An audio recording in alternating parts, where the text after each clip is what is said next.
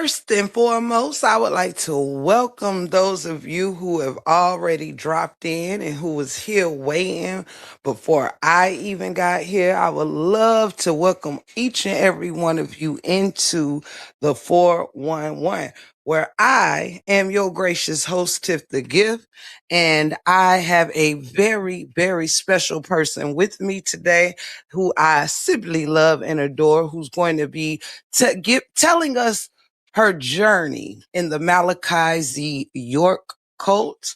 So if you all would like to just make yourselves that comfortable, very comfortable, if you like to grab water, go use the restroom, any of those things while I bring up my other guest. Listen, Linda, now is the time. All right.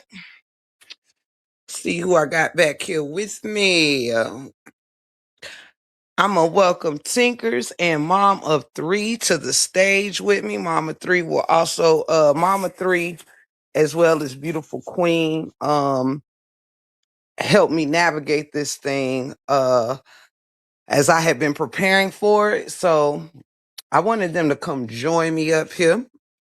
And if y'all could just welcome them. You know these beautiful ladies, Mom of Three and Tinker. So, and you know me. So if you would like to welcome us all three in here as we welcome you. Shout out to each and every one of y'all and welcome Tinkers and Mama Three to Hey, the sisters. stage. Shout out. Tinkers, is you there, honey? Do we got I you? am here. I am here. Hello, everybody. Amazing. Sorry, I just had to I'm a run upstairs and grab my charger. No problem, love. I'm gonna go real quick down the line just to greet you all in since you took your time out to come holler at me. Welcome in to Rebecca Belton, Jug Flicks, Brother Allen, and Brother Allen, thank you for the blessing. Came to Live is in the building. Miss Cheryl Wagner is in the building. Authentic is here. Scorpio Stings is with us. Daniel Barry Sports is with us. Fixing My Crown is in the building. Let me see who else we got. Let's see. Miss Kristen is in the building. Welcome, welcome, welcome. Miss Carolyn Woods. Hello, my love. Hello, my love. Hey, Queen V. Welcome in. Welcome I heard a in. kiss from you. What you know about that The now? magic set and playing near to. What? Come on now. Come on. That's my thuster. Now listen. Shout out to Free Thinking My Aces in the building. Of course, the beautiful Mama Three. Not sure if I said that already, but I'm saying it again. Shout out to Tinker's Mama Three in the building. Let's see. Miss Gwen is in the building. Shout out, shout out. As anybody else come in, I'm just gonna ask any available mods if you can just greet the family as the family enters, because we gonna get ready to get this show on the road. Okay, welcome, welcome, and welcome. While you all are coming in, as I like to start it right at the 10-minute mark, which we are now at, I would like to tell y'all one of the reasons why I was super interested in doing this interview. Is one, I have always been interested, not interested like joining, but I've always had a fascination with cults like, Jim Jones and Charles Manson and different cults and things. So it was very befitting that I do this one here with Tinkers, and we're going to take a look inside. Shout out to you all. Miss Nina just stopped through in the building. Welcome, Miss Nina. Lupac, baby, is in the building. Shout out. Shout out, shout out. Again, if I miss anybody, please forgive me. We're going to go ahead and get this show started. If you could just give me about 60 seconds. Y'all make yourselves at home and we gonna get the show started. I'm gonna wet my throat and we gonna get started. Even though we will be doing like an interview of sorts here, y'all know I don't like it to be stuffy, so we ain't gonna get stuffy in here. We gonna keep it hot, interesting, and do what we do in true break room 411 style. You heard me? I see y'all in 60 seconds. Hey, Adrian, welcome in, Sugar Sugar.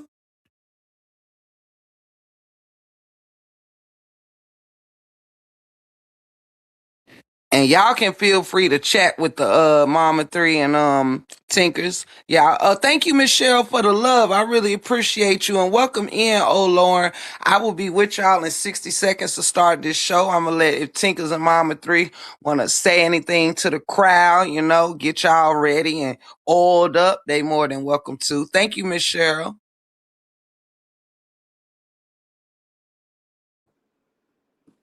Well, I guess I'll go. Mama Three is the content creator, so she's used to uh, controlling dialogue and all that stuff. This is not really my thing, but I'm glad everybody is showing up. I feel like this is an important topic because a lot of times you'll get involved in things not necessarily knowing um, what it is and what all it entails.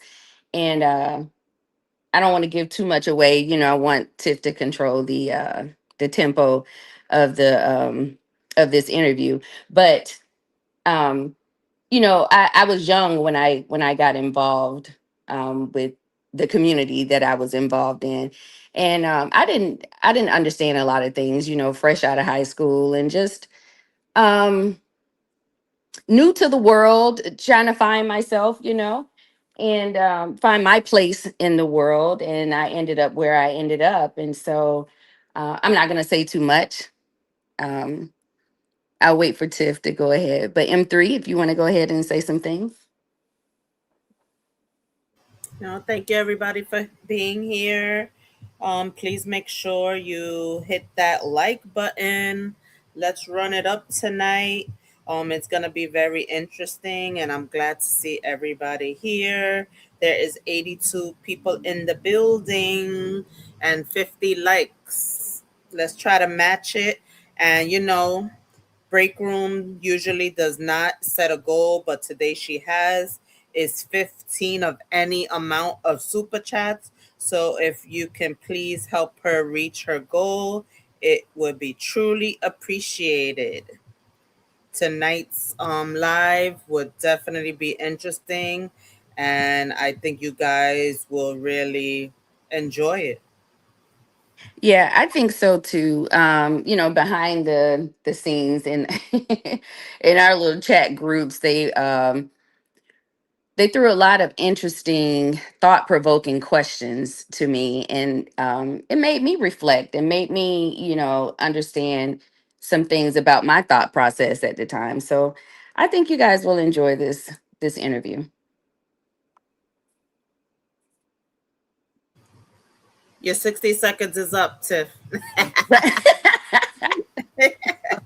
She That was always take coming. longer. I figured that was coming. I knew somebody was gonna get me. Let's settle that down. Even the dog looking at me like, all right, now get your shit together. Welcome, welcome, welcome, you guys. As you know, I've already prepared some things, some questions and things that I kind of want to lead with the beautiful Miss Tinkers. Again, Mama Three is gonna help me out as well. You know what I mean? If there's anything you guys want to ask Tinkers after we kind of get this thing rolling and going, I will be leaving time. Towards the end of this live for you to ask anything that you want to ask. And as a matter of fact, I'm gonna do you one better, family. I'm going to try before I move on to any next questions. Like I'm gonna try to keep my eye on the chat in case you have any questions based on a particular part we're on. So I don't want you to have to really wait to the end of the live. So I'm gonna try to kind of Your sound incorporate is your going in and questions. out. Is it me or is her sound going in and out? I can hear her just fine. No, So yeah, I hear. All right. Said. Thank you all for sewing into my mustard seed. I really appreciate you. Thank you so much, Miss Nina. Thank you so much, Brother Allen. Thank you so much, double the blessing, Brother Allen. Miss Cheryl, thank you so much. Thank you so much. And free thinking. Thank you so much. All right, we're gonna get into this, you guys. Welcome, welcome, welcome, Brother Allen. And if I have any other mods in here, I can't tell right now, but if you could just welcome in anybody who comes in. Hey, Terry, I greatly appreciate it. All right, welcome, welcome, welcome. Hey, Ashton. All right, so Miss Tinkers, is you ready to get started, sugar, sugar? I is. I am too. Mama three, you ready to get started, sugar, sugar? Yes, always. Let's go, let's go. So in between my questions, I'm also going to mute so there is no feedback from my end when Tinkers is answering questions, you guys. So if somebody say something to me and I don't come in immediately, just give me a moment to unmute. Now, Tinkers, darling, if you don't mind, can you please tell us the name of the cult and the cult leader? Ooh, that is layered. So And we uh ready for it. We here for yeah. it. So it started out the latest name was the new Nuwabian Nation of Moors, right? But it started out as the Ansar Allah community. It was Islam based, so we started there, metamorphosized into um, the Holy Tabernacle Ministries, and then it was um, it was the Nuwabian Nation of Moors. So, and then I think the last name was like the Egyptian Church of Christ. Yeah. So, but his name is he is known as Dr. Malachi Z. York. He has been known as Imam Isa. Um, he's gone by quite a few names. Yeah. Is there any way you might can tell us why the this particular cult went through so many names? Was it changes of location, changes of teachings? Like what brought on so many name changes? Do you know? So it was definitely the change in teachings. What he proclaimed was that we had to in order to understand religion we had to be submerged in it, and so when we went through the different phases of the different religions, we really embodied and submerged ourselves in the culture of of those religions. And so that was also done in part to teach us about religion and then to bring us out of it and kind of show us um, the fallacy of it all, right? How religion is used to control people.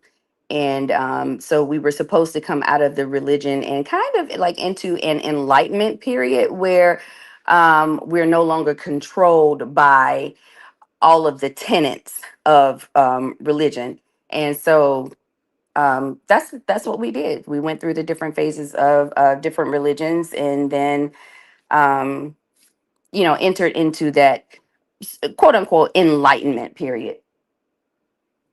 Let me ask you this. So you kind of answered this, but maybe I can make sure we all kind of clear here. Now I read that this cult kind of like you said, it took on other things from other religions, right? Correct. And what are some of those other religions? Can you name a few? Islam, Hebrew, no, Hebrew, Judaism, mostly just those two, and then modern day Christianity.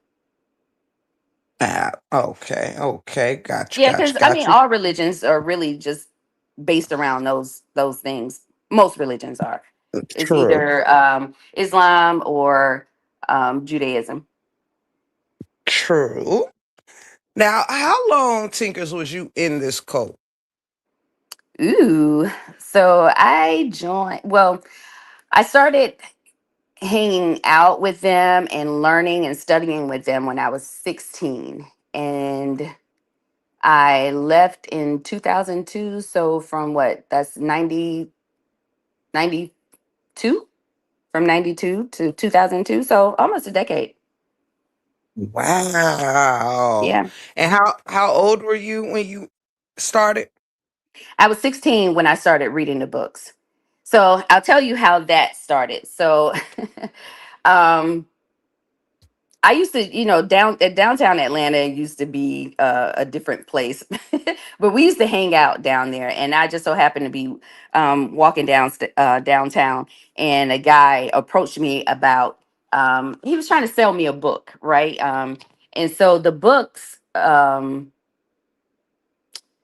It was interesting. So he started to talk to me about what it was he was trying to sell me, and so when he put the book in my hand, and so when he gave it to me, on the cover of it was supposed to be like a black man and a black woman in the Garden of Eden, but on at the tree there was, they were at the tree of good and evil, right? And so coming down from the tree was a snake with the head of a Caucasian man with blonde hair and blue eyes.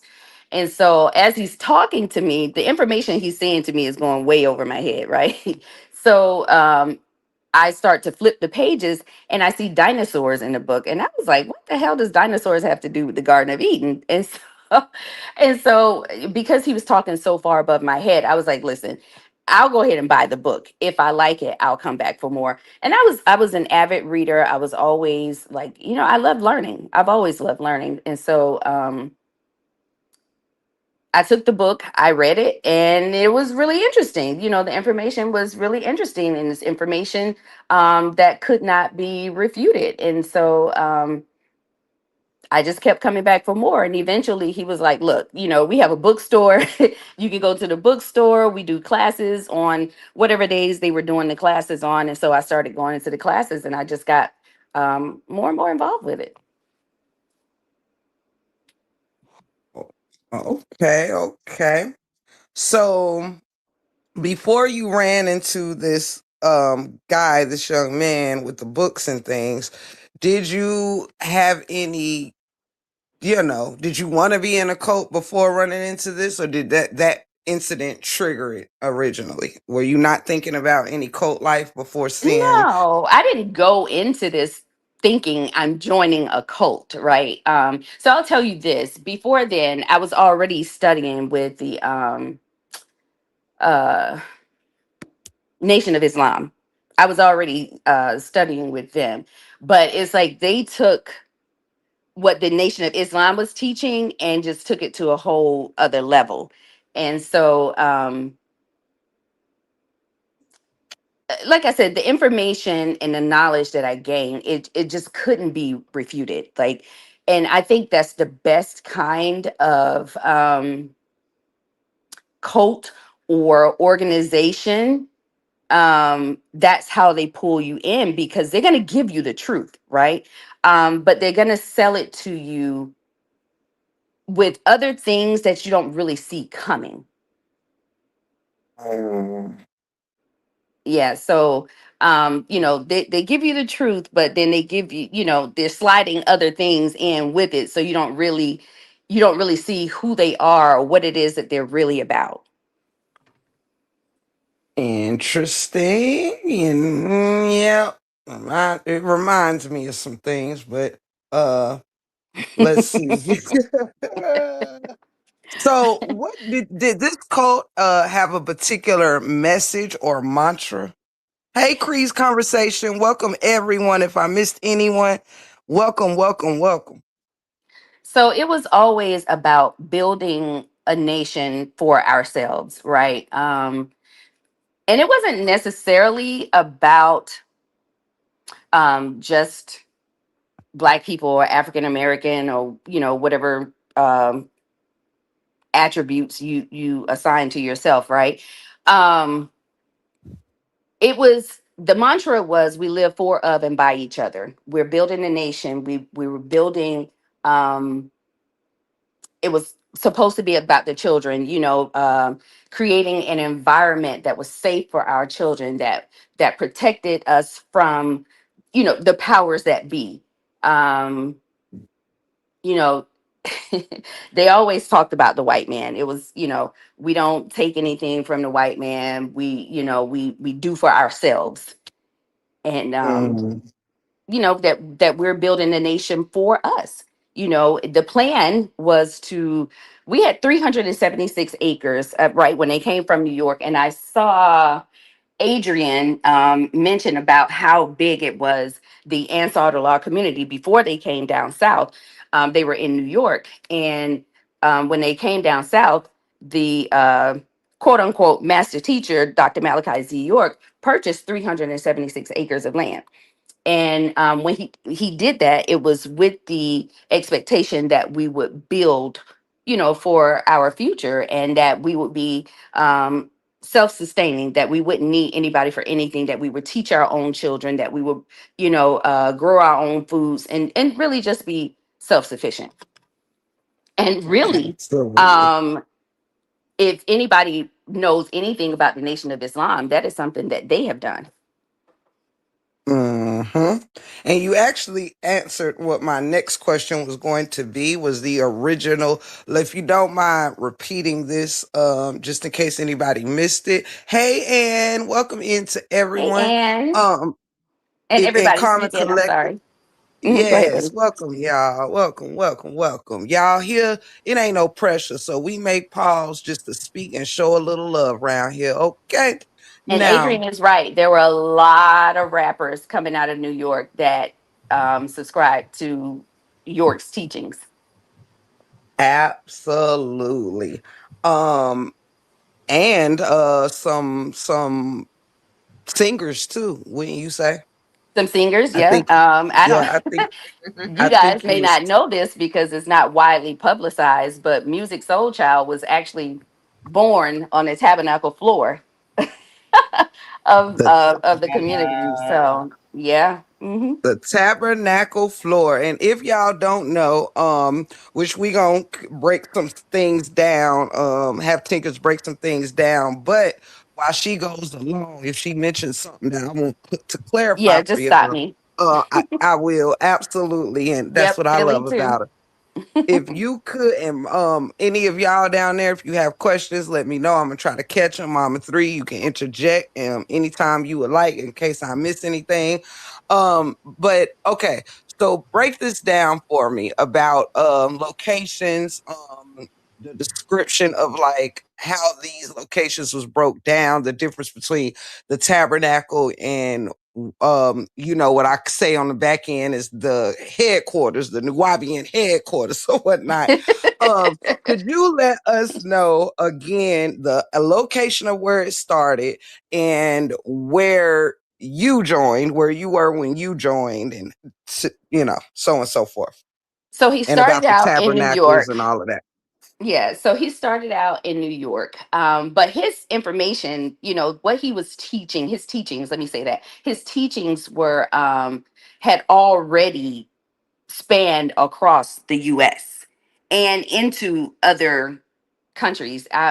My best friend in the whole wide world came here for his teachings. She came here from London. So if that tells you anything. Wow. Yeah, and they were wearing she was a part of it when they were going through the Islamic phase. So they were wearing the thobe and the hajib and all of the traditional Muslim garbs and that stuff. So yeah, it's Nigeria. There were people in Africa, so many people from the islands. Puerto Rico, from Venezuela, like there were his teaching had reached across the world. Mm. Wow. Yeah. And All and, around the and world, so not just the and if country, the world. No, not just the country, baby, the world. And if y'all didn't know, hundreds of thousands of people were part of this cult. All Yeah. right. This wasn't a couple of hundreds in a given state. This was not a small scale cult by any means necessary. It is By literally any stretch of the one imagination. of No, the ma'am. largest, one of the Hmm. largest, actually. And let me just It's clarify this. It wasn't a cult like a Jim Jones type of thing, right. right? There was no suicidal talks. There was no there was none of that we're all going to kill ourselves so we can go to heaven. And no, he very much taught health. He very much taught exercise and proper eating and staying fit. That was always the case. Education was big. It was a big thing. Anybody that was associated with Dr. York were avid readers. People who love to learn. So it wasn't like what did Adrian say? A cult was a certain culture they adhered to. Absolutely, Adrian. So is that Yeah. how they pulled them in, by knowing that they were that people were seeking knowledge and just like books and things? That was part of it. And they did a lot of work, much like the Nation of Islam. They were taking people off the streets, giving people places to go, helping people um, rehab from drugs and other addictions, um, and really changing people's lives for the better. Honestly, that's how a lot of people got pulled in. And what my true feelings and thoughts about York is that he started out with good intentions. And I think it's people, the supporters and the followers who create. I think it's more of them who create the cult like behaviors. Um, and Jumping ahead of my interview now. Don't be jumping ahead.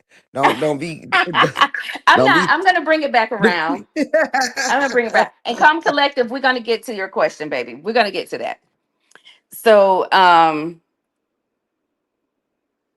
gosh, okay, where was I going with this? See, you shouldn't have interrupted me. But I shouldn't.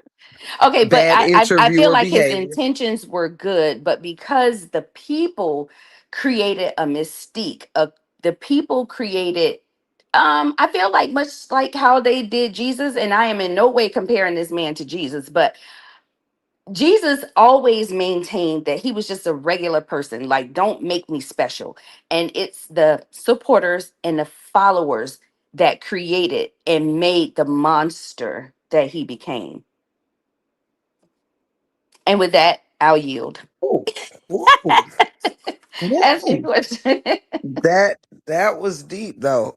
And we gonna reiterate that too in this live, y'all. That's why I told Tink to hold on a second because I want her to. I got some things I want to ask her about that and the mind of how these cults come to be, and how the people, get in them and get, so enthralled or whatever that you can't even realize you're in one. But yeah, I mean, who child? Mm-mm-mm. Shout out to you, sister teacher. I see you, baby. Cousin TC is in the building. Beautiful queen have just joined us on the panel. As I told y'all earlier, beautiful queen, Mama Three kind of helped me navigate this thing over these past couple of weeks. And I really appreciate them and wanted them to, help me out on a panel. You dig? So welcome in, everybody. Now Tinkers, if you could now you did Absolutely, Adrian. I need to go respond to ahead, that. boo She boo. said church is a cult. I believe some churches can be a cult. Any I organization agree. that teach certain dogmas that people I think it makes people fanatics about certain things, and we can see that in a lot of things that that we're looking at in the world today.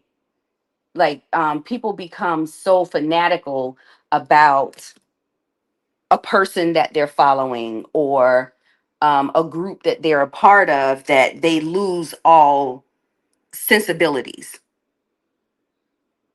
And that is what creates the cult, as we have come to um that we have come to know what it is, in popular popular culture, right? When we say cult, we think about the Jim Joneses and the David Koreshes and all those type of people, but that's not what we were a part of. That's not what I signed up for.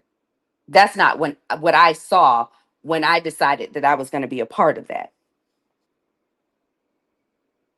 Absolutely.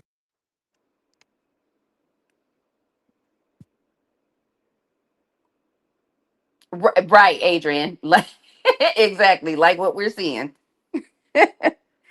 Okay. Absolutely, I'm sorry. Adrian. Go to your next question. Okay, so I don't want to get Okay, too I was far ahead of break room. So go ahead with your questions, babe. you fine, sweetie. You are fine. Matter of fact, I'm just gonna stop interrupting because if you do happen to, tap into something, I just go with the flow because yeah, you never know what Tinkers might tell us I might ain't got on my notes. You heard me? So Yeah. uh So yes, and I really do thank you in advance, Tinkers, for your time. You already know I really appreciate you, you know, Absolutely. doing Absolutely. this and taking us on this journey, which you guys just gets deeper and deeper. Okay, now, um, tell me, Tinkers, now because this thing was so worldwide, not nationwide, but worldwide. Of course, there was different this thing was built in many different areas, and you had where I guess where Malachi Z. York lived would be, I guess, the main, what you would call maybe compound, would you say? And there were many buildings or tabernacles spread throughout the nation where many others lived, like yourself, right? Because you was part of Right. the Georgia tabernacle, right? hmm Okay. So what we called a tabernacle really was just a house, because that's really what a tabernacle is. Right. It's just a Hmm. house. And so where we lived was called the tabernacle. So so when I first moved in, the tabernacle was above the bookstore, where the women lived on one side and the women and children lived on one side and the men lived on the other side. Yeah. Interesting. Okay. Yeah. Now I wanted y'all to know this because in some cults are isolated in a particular area, even if they have a massive amount of people in it. It might be isolated to a particular state or a particular side of the country or what have you. So I wanted y'all to kind of understand that this thing it was big. It I knew of this cult. It wasn't on the top radar of mine or whatnot. And I do want to reiterate what Tinkers just said. When we do think of cults, not myself because I've done so much research on cults, but a lot of people think that all cults have to be like Charles Manson-ish or Jim Jones-ish or whatever, when it's not like that. You know what I'm saying? Those are how some cults are, but not all. Some cults could just have a very strong mutual purpose where everyone has a strong belief purpose, or like Adrian said, a particular type of culture. You know what I mean? It doesn't have to really mean that it's a lot of sinister things or whatever. But I can tell you guys this, due to my research, there's all unfortunately, it seems that it's always a little bit of that sprinkled in, no matter what cult it is. You know what I'm saying? Unfortunately, some is just on a greater scale than others when it comes to, like, negative things or things that are frowned upon by regular citizens or whatever the case. So, anywho, let's tarry and carry on. Um, I got a so, question. oh yes, ma'am. Let's go. So, what was your thoughts when you saw that genders were separated? Good question. Honestly, I didn't think about it. Um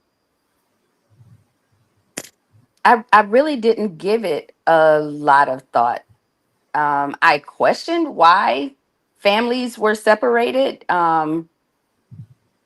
But I honestly, I didn't question them. These were things that I asked of myself. But I Hmm. kind of, I was 18 when I joined. So I really just didn't give it a whole lot of thought.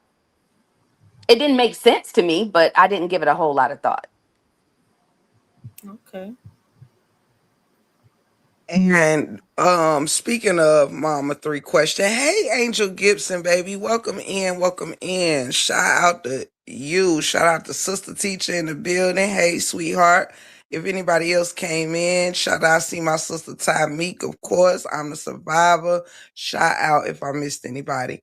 Um, Yet, to Yetta said something very important, and so let me answer Adrian's questions because she asked how did my parents feel about it. So I grew up in a single parent household. My mom was a single parent, and so when I asked about joining before um, I was of legal age, my mom was like, "Hell no, are you crazy?" And but after I turned 18, she knew, she couldn't stop me, and so she supported me the best way that she could. She didn't agree with it, but she supported me the best way that she could. Hey, free my baby. Yeah, and then what Yetta said, she said, I think, oh, hold on, let me go back to it.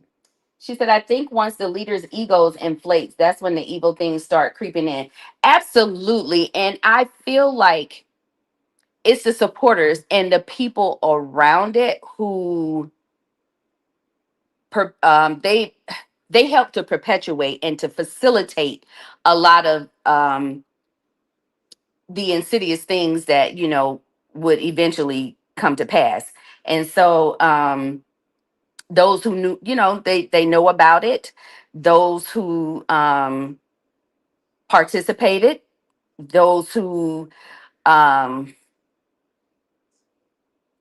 just made a way for some of the things to happen, for it to happen. Yeah. So you're absolutely right. It starts with the ego. It absolutely does. But um how do you develop an ego, a massive ego? There has to be people around you who perpetuate your inflated sense of self. absolutely. Can we give can I help give an example? You know how which we gonna get a little deeper into some of these things, y'all, but it's kind of like if if your audience calls you something that you may not refer to yourself as, like a goat, or let me see, master, or um something godlike, like a godlike name or whatever. Oftentimes you don't really hear a cult leader say, "Hey, I am your god," or "Hey, I'm the goat," or "I'm this or that or the third." Usually it's what the audience or supporters or followers, deem them, and it kind of takes on a life of its own. Absolutely. And that's exactly what happened. Yeah. Absolutely. We getting there, sister teacher. We getting there. And y'all make sure I'm gonna make sure I try to keep again my eye on the questions. However, you might find that your question may be on my list, and I don't want to kind of get all like out of order and sorts. So I'm gonna try to make sure we don't, jump the gun, but get it all done. So, but I will say, which we are about to get into, a question Sister Teacher has is on my list. So we are actually going to get there in just a minute, Sister Teacher. So hold my hand and hold me tight. We almost there. Um, all right. So We're on this thing with living arrangements, and like you already clarified, women and children was separate from the men, right? That's what Hmm. you already okay. Now, does this include if you are married? Are you still separate from your husband, or how does that work? So some people were actually married, like they, went before the courts and got a marriage certificate, certification, not a certificate and license and all that stuff. They were actually married. Um, for the most part, people just took a mate. That's what we called each other. If you were with somebody, you just called them your mate. And so a lot of folks didn't actually get married, but even if you were with somebody, yes, the men and the women were, and the children were still separate. Um, Looking back now, I don't know. I think it was really because of, now I can't speak to what was going on in New York, but I know when they came down south to Atlanta, um, I think it was more of a spacing issue. Honestly, I think they just didn't have the space to accommodate everybody. I don't know why they decided to live together. Maybe that's something that stems from New York, because a lot of people live above storefronts, and so I don't know. I have no idea why why we were living separately. I just know. So after I moved from the Atlanta tab, I ended up moving to, after I took a mate, and I moved to Decatur. Decatur tab. Now, each tabernacle had a bookstore associated with it. So if you were in the Atlanta tab, you were also associated with the Atlanta bookstore. If you were in Decatur, then you were associated with the Decatur bookstore. And so when I moved to Decatur, we had an actual house, but the women lived upstairs, the women and children, and the men lived downstairs in the basement. So when you wanted your alone time, you had to go to a hotel or, get it how you live. Yeah. Yeah. And about these marriages, were you all able to choose your own mates, Yeah. Yeah. or okay? Hmm. So there were no like arranged situation. No. Mm-mm. Beautiful queen, shout out to you, baby. We just want to hear your voice if you there. If you is there, Yes, Hey, ma'am. sis. Yes, ma'am. we, I am we here. I am here. Good evening to everybody. shout out to you, baby. Yes. For anybody just getting with me, I have on the stage Tinkers, who's taking us through her experience and journey. I also have beautiful Queen and Mama 3 helping the 4-1 Wizzy navigate this thing. Shout out to everybody in the chat. Love y'all the long way.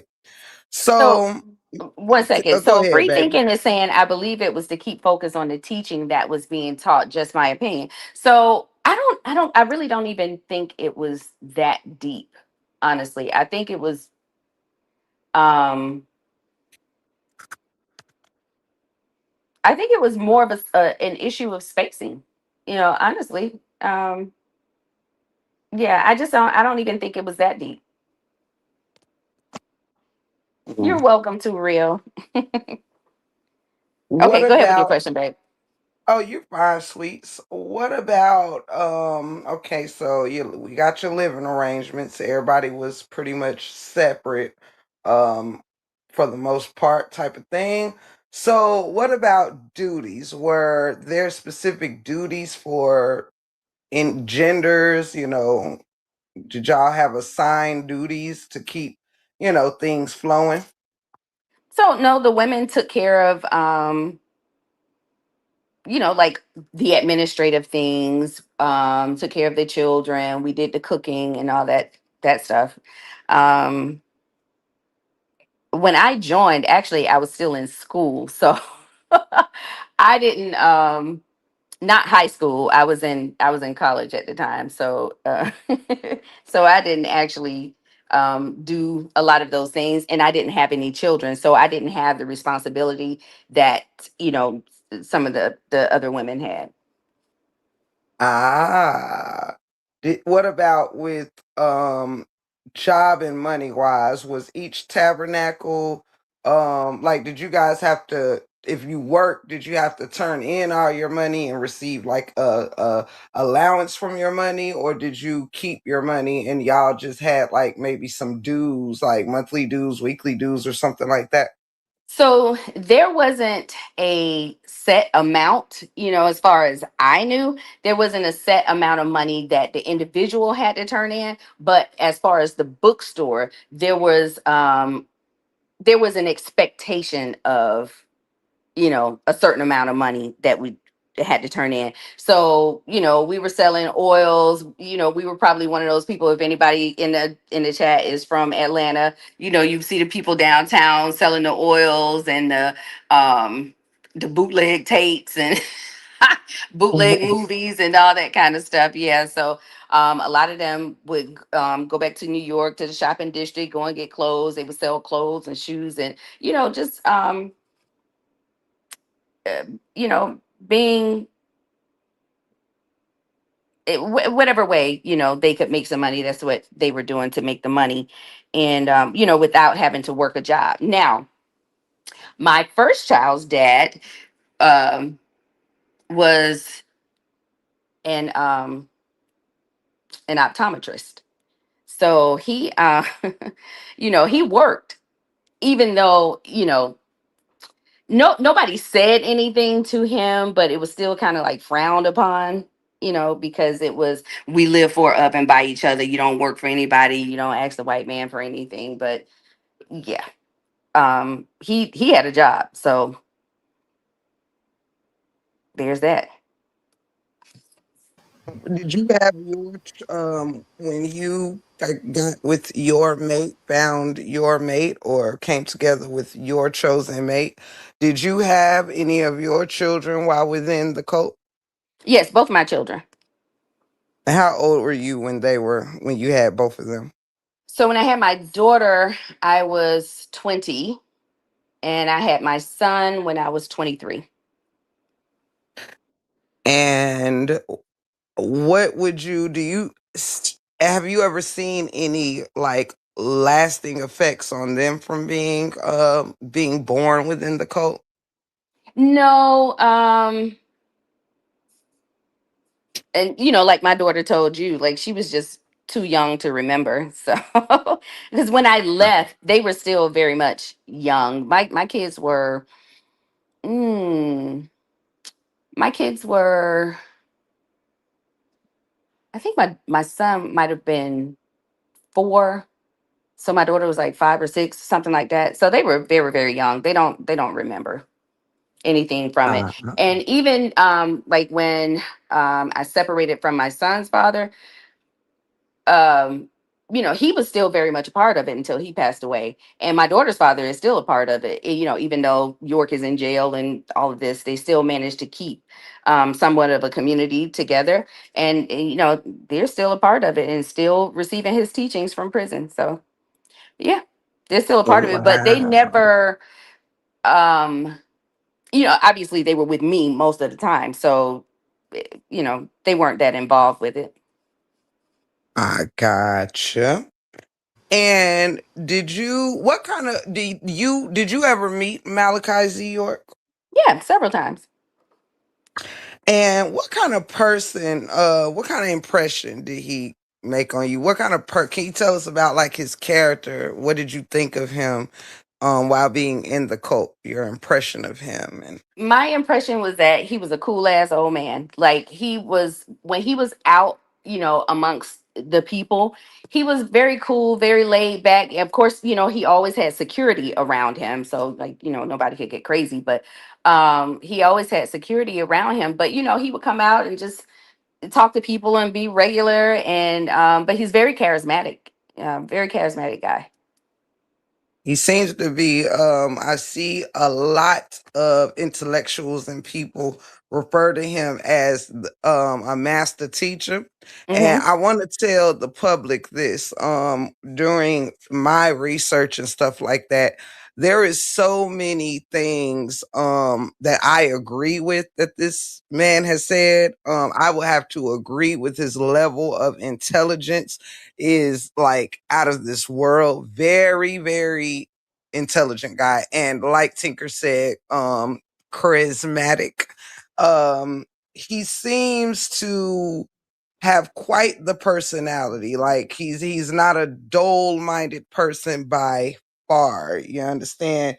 Um and seem to be very interesting as well. Let me ask you this. Do you believe that did people like treat him like a that of like a god, or did he They did, put yeah, that? yeah. People they worshiped him. You couldn't say bad things about him, about the teachings. So in the back of every book that he published, it says, "Don't believe me, check it out." So he's encouraging you to do your own research. And I can just remember the one time, um, I was reading something in one book and I was like, now I read something else in another book and I know it contradicted what it said in this one. And so in one of those, when I went to class, I was like, hey, in this book it says this, but in this book it says that, and it sounds like it's contradicting. So can you help me figure it out? And at the time, my son's father was also one of the teachers, and he was like, what are you, a skeptic? And I was like, yo, what? Wait a minute, because wait a minute, let me go to the back of both of these books because they both say don't believe me, check it out. Right. So they made it to where if you question certain things, oh, now you're a skeptic. You know what I'm saying? So, Mm, and that could be because of ego themselves. Maybe they didn't know the answer, you know. yeah. um Maybe they thought I was trying to, create doubt in other people, that was in the classroom. It could, it could have stemmed from a number of different things, but what it did was not it made them not accountable for not knowing, Hmm. and or just being wrong. Maybe it was a mistake in the book, and me comparing the two, I found a mistake. It could have been any number of things, but yeah, But if it you also question shows things, you a you were lot. definitely labeled a skeptic. It shows you a lot though, with you saying that. It shows a lot about the way of thinking of followers. Because Absolutely. Hmm. yes, because Blindly following oftentimes, whatever is given to you. Absolutely. yes, and it also shows you that as much as a leader, or well, yeah, I'll just use the word a leader, someone who's leading a group of people, as much as they can perhaps persuade, influence, manipulate, or any of these types of things. In one hand, Tinker's just told us that Malachi would tell people, hey, don't just believe me, do your own research, right?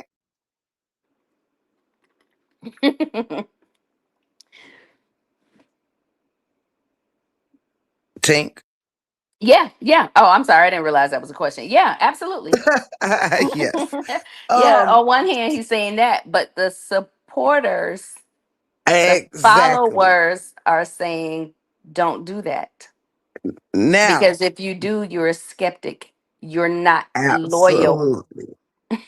Absolutely. So, Hmm. if y'all would notice how we are even hearing in this journey Tinkers is taking us through, that while a leader can lead you to believe everything that they say, this, that, and the third. This isn't the case with this particular leader. This leader is saying, ask your questions, do your research, don't just take my word for it. But you see the followers are saying, are treating it as, no, We don't question our leader. We don't, if you say that this is so, we take your word for it. We don't need to do our research, this, that, and the third. And it lets you know, the fact that people will choose to be weak in the mind. You understand? Because Absolutely. how do you navigate in your thought process when someone isn't there to tell you what to think? Come on. Where to Come on. go? Who to talk to, who to be loyal to, what to teach, what to learn. If somebody is not there to put that in your head, how do you navigate your own thought process? Because this shows me right here that in so many of these cult like situations, people will think that being a loyal follower means to really let go of yourself. It's almost like to forget your own opinions, your own thoughts, your own way of anything, and to solely invest everything about yourself and morph it into this leader. Every thought, everything. You know what I'm saying? And we see it even on a smaller scale here on YouTube, which Yep. is another reason why I wanted to do this live, is to show you guys that sometimes the leaders do their part indeed, but oftentimes it's followers who literally let everything go on themselves. Like they just say, hey, this is the end all be all. I'm choosing for this to be the end all be all to my thinking, my way of life, my all of this. And it's really it's kind of sad in some kind of ways, you know what I mean? But let me ask you this though. So getting a little deeper real quick, now that we kind of got the layout, so to speak, we've got the layout, the founding situation and all of that. I'm gonna go a little bit deeper with this thing here to get into the mind a little bit. A couple of things you said to me when we were going over this, which we just kind of touched based a little bit on, is you said sometimes being an influence to the masses creates the monster within. I think that even though y'all went ahead and touched based on that without knowing it was on my list of things to mention, but I found that to be so profound that it is literally saying sometimes being an influence to the masses creates the monster. Once you know that you can influence the masses, that does a different type of thing to one's To ego. your All ego. right. Absolutely. Whatever Absolutely. level your masses is, okay, whether it's the masses is on a smaller scale, or we talking about a couple of hundred people, we talking about a couple thousand, couple 100,000, couple of millions, whatever the masses is, it's once you can influence a lot of people, that does something different to your ego. You know what I mean? It does. It Yeah. sets off a different inner power in you that honestly does not come. To be quite honest, y'all, I hope y'all can follow me when I say this. Y'all would be surprised how much power people have that is given and not earned. All Come on right. now. Come It's on. not about how strong they are within. Sometimes it's about how weak the followers are Yes, ma'am. without even knowing it. Mm-hmm. Not all the time, because they choose to be weak. Which again, which we'll tap into with Tinkers. Sometimes we can't see the forest for the trees when we in it. You know what I'm saying? Absolutely. And yeah, absolutely. And so, it's it's sad, it's dangerous, but it also tells us we have to have these conversations because so many people miss the signs. So many people are in these types of situations and don't even know it because, like Tinkers told me, and we told y'all before on other matters, you don't know you in a actual cult like situation until you no longer in it. Would you agree, Tink? Yeah, absolutely. Uh, Tap absolutely. in.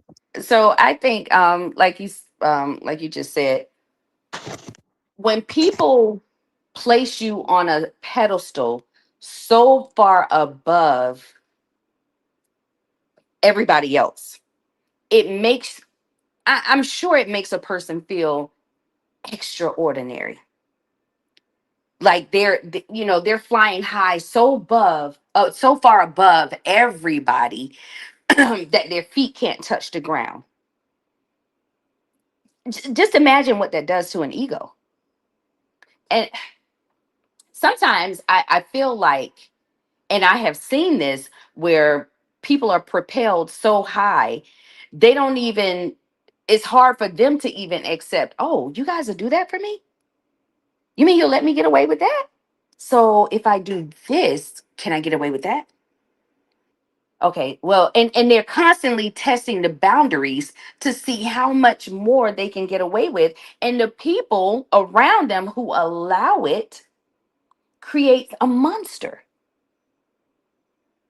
They It become sounds like the almost Frankenstein of whatever community that they're in. And then it becomes uncontrollable.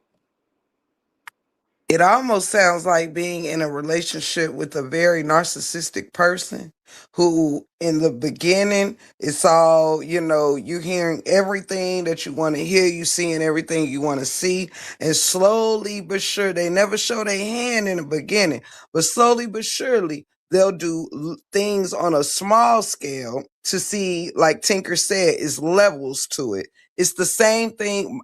And I think Tinkers may agree with me. You and my sisters on the platform, y'all can let me know if y'all agree with me. To end up being that of a cult leader, I 100% believe there has to be a level of narcissism in a person. Absolutely. Yeah. I completely agree. It has to already be there.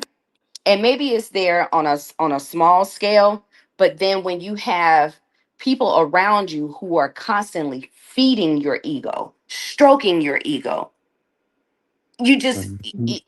eventually it grows, right? It grows, and to the point where you just feel like like you're untouchable, and you Absolutely. can get away with anything. Absolutely. And those, excuse me, and those small scale things that are used to test um a person in a relationship of any sort, a cult or whatever, used to test, they get bigger and bigger. You know what I'm saying? Hmm. At first it could start with words, testing you with, can I say this to you? And let me see if it's gonna be all right. Then it becomes, can I do this to you and will it be all right? You know what I'm saying? Absolutely. Can I make you do this and Hmm. are you going to be all right with it? So the Yeah. levels grow and grow and grow, it seems, Yeah. with I cults. mean, Mhm. some of the women who were in his harem, I remember he was teaching one day, and he often did question and answers.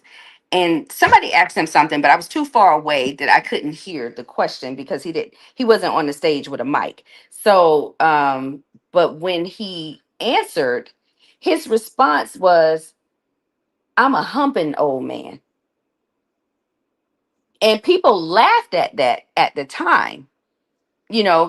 I don't know, I can't remember the context of the question, but whatever it was, that's what his response was. And but when you looked at all the women that were in his harem, this man fostered over 200 children just by himself. How is that acceptable? How do you get to a point where you're willing to give yourself to somebody that has 198 kids? You know what I'm saying? Right. um and or Wow. multiple wives already, wives or mates or whatever. He had multiple mates. Yeah, and that Mm. was that was the culture of the community. Like everybody was laying up, having babies, babies after babies after babies. A lot of them were on welfare and with the men, and that was one of the things that turned me off. And not to get too far ahead, but who was it? Free Thinking asked the question. Was it Free Thinking? No, somebody asked me, why did I leave? I think it was Common Collective asked me, why did I leave? Because I was seeing things like that. 1 plus 1 wasn't adding up. And the things that they were touting, their mantras, the things, the tenets that we were supposed to be living by was anything but, that was actually going on. And I just, yeah, I was seeing things, and I was like, yeah, once I'm finished school, I'm out of here. Like, this is, yeah, I can't do this. I can't do this. This is not for me. And it was a time because my son's father was one of the favorite teachers. And there were some talks about him moving up to the land. And so I had a conversation with him one time, and I said, listen, um, if they ask you to move up there, are you going? And he was like, well, I'm not sure why. And I said, well, I just want to know because I need to know what my next move is going to be because I'm not going up there. I'm not moving up there. The living conditions were atrocious. Um, oh man. And then, later on, other things were coming out about his behavior and, some of the things that was going on up there. And I was like, oh yeah, no, not me and my children. So I was seeing things already, that it just wasn't adding up for me. It wasn't making sense to me. And if it doesn't make sense, I have to remove myself. Absolutely. Absolutely. So who's that? Second Scent for you? Yes, that actually that was supposed to be the goal, but people. So I got my tubes tied after my second child because I was like, 2 kids, two baby daddies. Yeah, I'm not I'm not doing that. So I got my tubes tied, and that was frowned upon. So I was already, breaking the norms of what was going on in the community. So I knew, my time was going to be limited there anyways. But one of the ladies told me, she said, oh my God, I could never get my tubes tied. Well, you know, 6 kids and 5 baby daddies later, I'm pretty sure she's regretting that now and not a baby daddy in sight. So it was just things like that that was like not making sense. You're saying that we live for, of, and by each other, and we don't depend on the white man, but you're on the white man's welfare. You getting the white man's food stamps. You getting the white man's Medicaid. Like, what are we doing here? What we're teaching, what we're speaking is not lining up with what our actions are showing.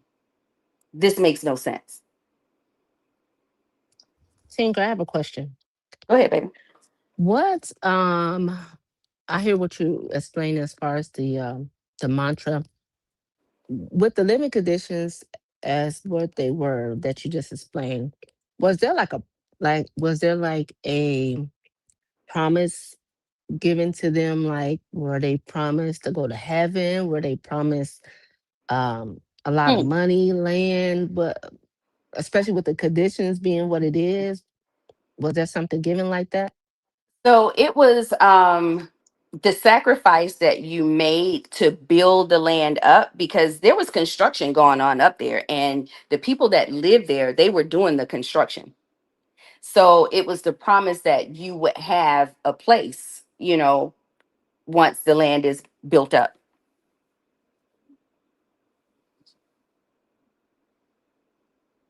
So the women lived in trailers, the women and children, they lived in trailers up there that um, really looked like, some third world conditions. The men lived in an actual barn with no heat in the wintertime, no air. in the summer, no washer and dryers. Like it was just really like destitute conditions. And the house that was on there is where York lived, and he lived great. You know, had women catering to him, cooking for him, waiting on him hand and foot, providing all of the enjoyment he desired. Yeah. So he lived great while the men lived in utter poverty up there. I mean, it was so bad that when we would come up there, they would ask us for money to buy food I'm I'm and or I'm I money to do their laundry with. and Tinkers, I'm sure that there probably were, men and women that were fighting to get close to him, right? Are you aware Absolutely. Yeah. of Hmm. are you aware of, like, what is the biggest or the most sacrifice that any of them did or gave to get close to him? Are you aware of any of them? Anything? I mean, I think the same sacrifice as everybody else that was living up there, that was supporting that mission. Like we gave up our lives. So when I joined, like I said, I was in college. I was pursuing a certification in computer programming. And because of the pressure of it never came from York.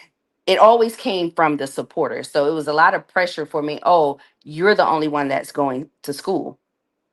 So eventually I allowed that pressure to make me drop out. And Did then, huh? did York choose who was going to be his right hand man, or was it the supporters? No, no, he chose who was going to be around him. Most of the people, people closest to him were the people who had been following him from like the inception of his community. Okay.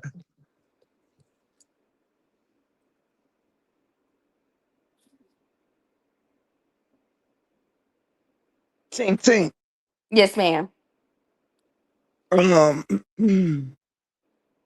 so like people who are recognized, who have a high influence and are recognized as like cult leaders, are often sometimes like targeted with things like lies, slander, sometimes unalived or jailed or imprisoned, so on and so forth. Um, a quote that I did read from Malachi Z. York, which I also agree with.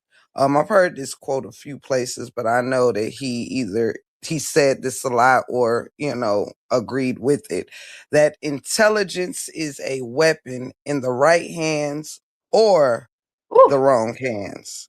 Mm-hmm. Do you believe that cults have to have an enemy opponent or some group of opposition to actually, be, is there someone that you have to be competing with, or is it always us against the world mentality in all cults?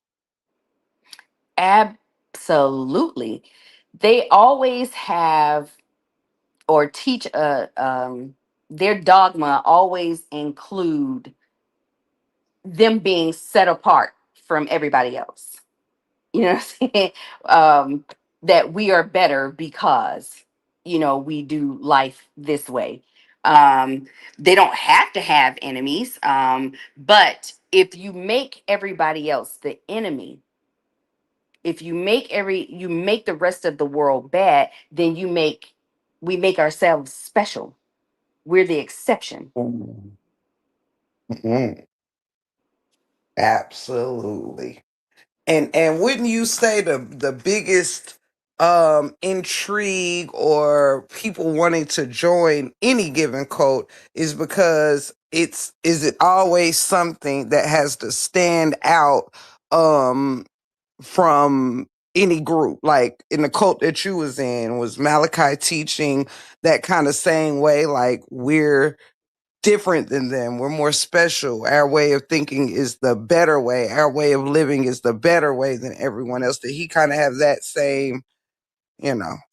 I lituation? absolutely, absolutely we did. We would debate often with the Hebrew Israelites. We would debate with Jehovah's Witnesses. Like, I mean, and we would do it just for sport. You know, we would debate with, you know, any branch denomination of Christianity. You know, um, yeah, and it was always, even in the Bible, right? The Bible says that God's people are to be a peculiar people, and I just believe that every religion subscribes to that thought, that they are a peculiar people, that they are set apart, and that, you know, they're the only ones going to heaven. And when I say religions, I'm talking about the fanatics, right? Not people who are capable of having balanced thoughts, because I don't believe that only Christians are going to heaven and everybody else in the world is going to hell. I just don't believe that. But fanatics will teach that. I believe that.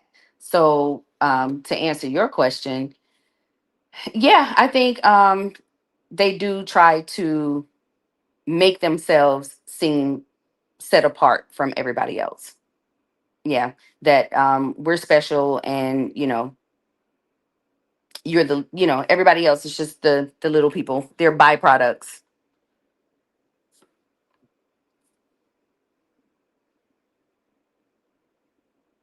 Did I answer your question? Welcome to the family, Miss Hill, and thank you for that. Thank you, Miss Hill. I was talking to y'all on mute. I apologize. Yes, you did. Um, Yes, because I was asking you about, do you have to be, better than another group, or, the Hmm. opposition and all of that, and, be Yeah, made to be better than everyone else to thrive, to keep people there, because I've seen this a absolutely. lot in cults, like in all cults. I mean, I don't want to say all because I don't know all cults, but for the majority, I've seen how it's a we versus them type thing, Hmm. Hmm. instead of it just being we are who we are, it has to be versus everyone else, you know, Hmm. um which is quite interesting, if to say the least. Now about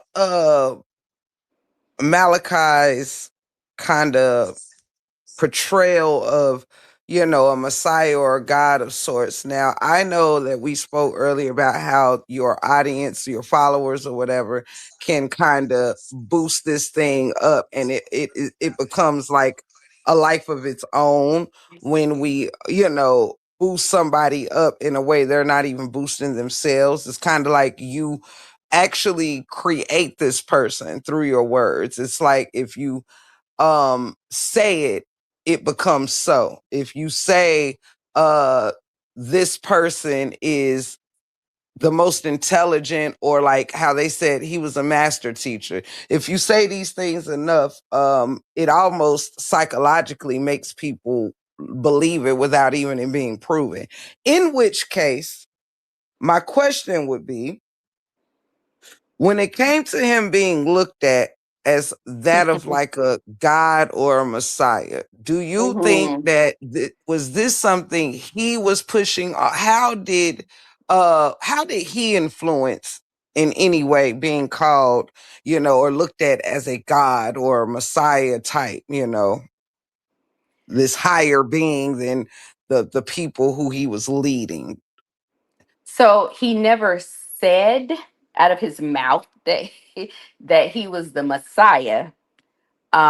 What he did say was that he came to prepare us, us being the 144,000. Um, Thank you, and Miss Hill, for the gifts. I'm sorry, Tinkers. Thank that's you, okay, baby. Miss Hill, so much for the gifts and the super chat blessing. Thank you to everyone who has poured out on this live with a blessing, with your time, and with comment and all of that. Shout out to the mods, the green team, everybody in the chat. Thank you so much. Hey, brother mentors. Okay. And Too Real. Shout out to y'all.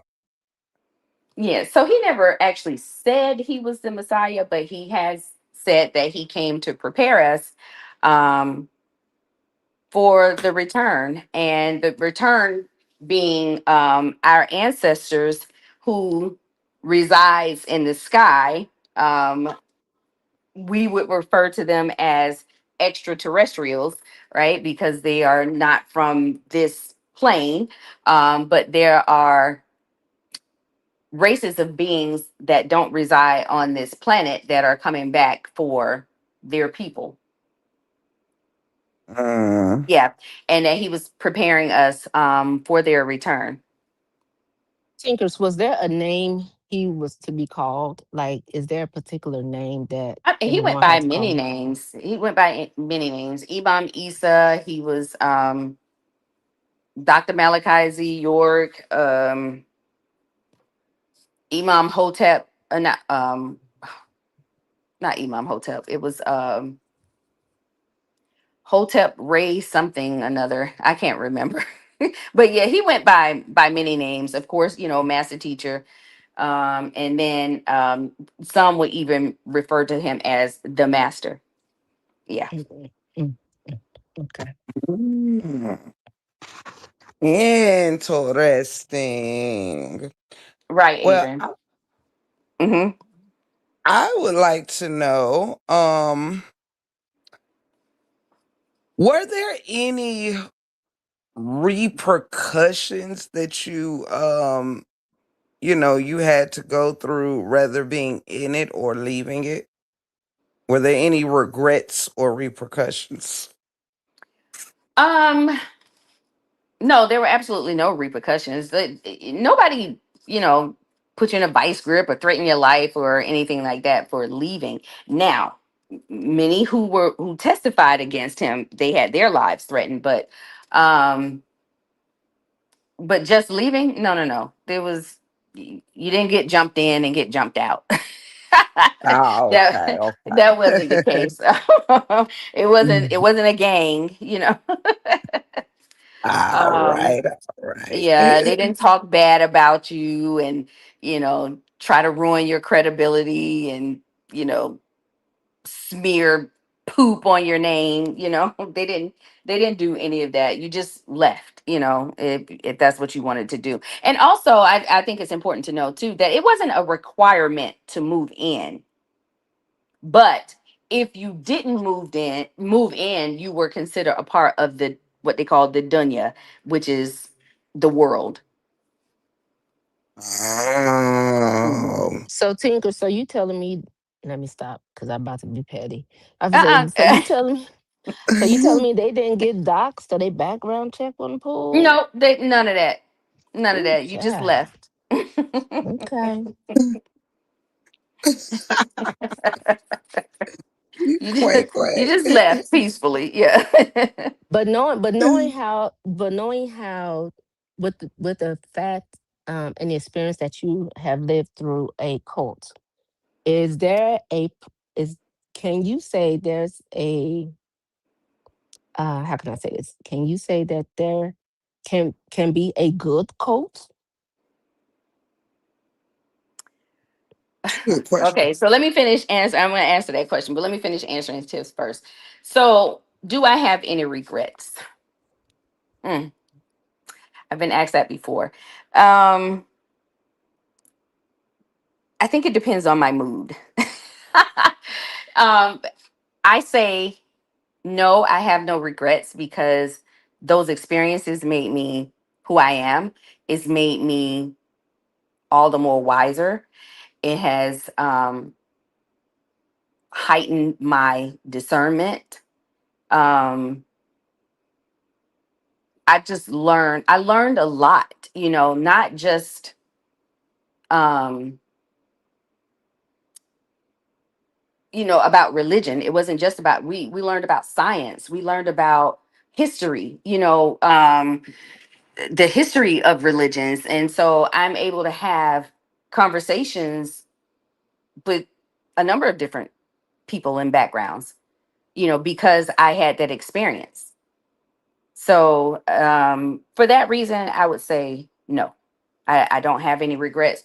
But, depending on my mood some days and how I'm feeling about them, I might say yeah. But yeah, for the most part, no. Okay, now your question, repeat it again for me. With the fact that you've experienced being in a cult, and Oh, is there a good coat? yeah, yep. Hmm. In my Do opinion, no. There are no good coats because um people who operate under cults tend to not have their own mind. They're not free thinking. They're not whether rooted in fear or the need to belong, or whatever their reasons are for remaining attached. They just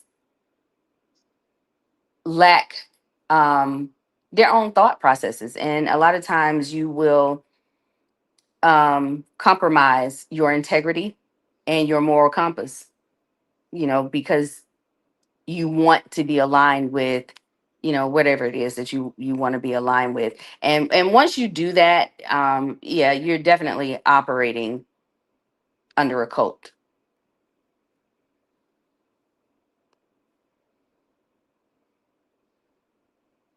Yeah. So I agree with Adrian. She said most of the time, depending on the teacher, it's the damn people within the culture. And it absolutely is. Yeah. So because they blindly follow, they don't want you to question things, whatever reason, they have this blind allegiance to whoever it is that they're under. Um, yeah, they just, they're willing to do any and everything to protect the that person for, whatever their reasons are. So mentor says, after leaving the cult, do you feel you had to be deprogrammed and question your own judgment? good question. That is such a good question, mentor. So Mhm. I when I joined, I was so overzealous, y'all. I was trying to convert my great grandmother. Okay. My great grandmother. And as I was going through my little spiel, she started laughing at me, and she immediately put her head down and started praying for me. And to this day, I truly believe that her prayers, the prayers of my great grandmother and my grandmother and my mother and my family, I think those prayers helped to keep my eyes open, to help me understand that what I was seeing was not my lying eyes, that what I was seeing was actually what I was seeing, and it didn't align with my spirit and who I am. And so when I came from under it, I did have to go through a deprogramming process. Um, because I learned so much, it was really hard for me to accept any religion carte blanche, right? So I couldn't just take your word for it. I am very much a professional student, right? And I'm a student of life. I love learning and learning about, everything. And so even though I did go back to the church, you couldn't just tell me anything. I can't go to a church where they're just, hooping and the Lord said, ha, Mhm. and all that kind of stuff. I can't sit under that. You have to actually be teaching me something. I Me have to too. learn something. Question. So that was a really good question. question. Hmm. When you say you was overzealous, and I always had this wondered this. Um, what was different about you being in this cult that caused you to be overzealous versus versus how Christian, people get in the church and they become Christians or whatever religion they become, but they're not as zealous. You know what I mean? What was it different about this cult that made you overzealous? And was you still overzealous when you got back into the church, got, under the teaching of the church? And if not, what was the difference? So I've always been a spiritual person, also, right? So um, it was the excitement of what I thought the cult was. So I went into it with very rose colored vision, right? I went into it thinking about what I wanted it to be, what my mind's eye was seeing. My mind's eye was seeing a beautiful community where our children are being fed foods that we grow, that we're making our children, making all of our own clothes, and us being self sufficient and just in our own little peaceful bubble, and that we would have our Garden of Eden here on earth, until it's time for us to leave here. That was my mind's eye vision. And then, but what was really before me was everything but that. So, um, that my vision of what I wanted the community to be is what made me excited about it. And then when I went back to the church and I found the right church for me, absolutely, I was very excited about it, and I was just as overzealous. I have since moved, and I'm no longer at that church. But and it wasn't one of those big mega churches. It was a very small little church in the country of Clarksville, Tennessee. And I love that church, and I am still in touch with the pastor and the first wife there. I mean, not the first wife, the first wife, Lord, the first lady. I'm still very much in touch with them and the members of the church. I love that church. Good, good. Yeah.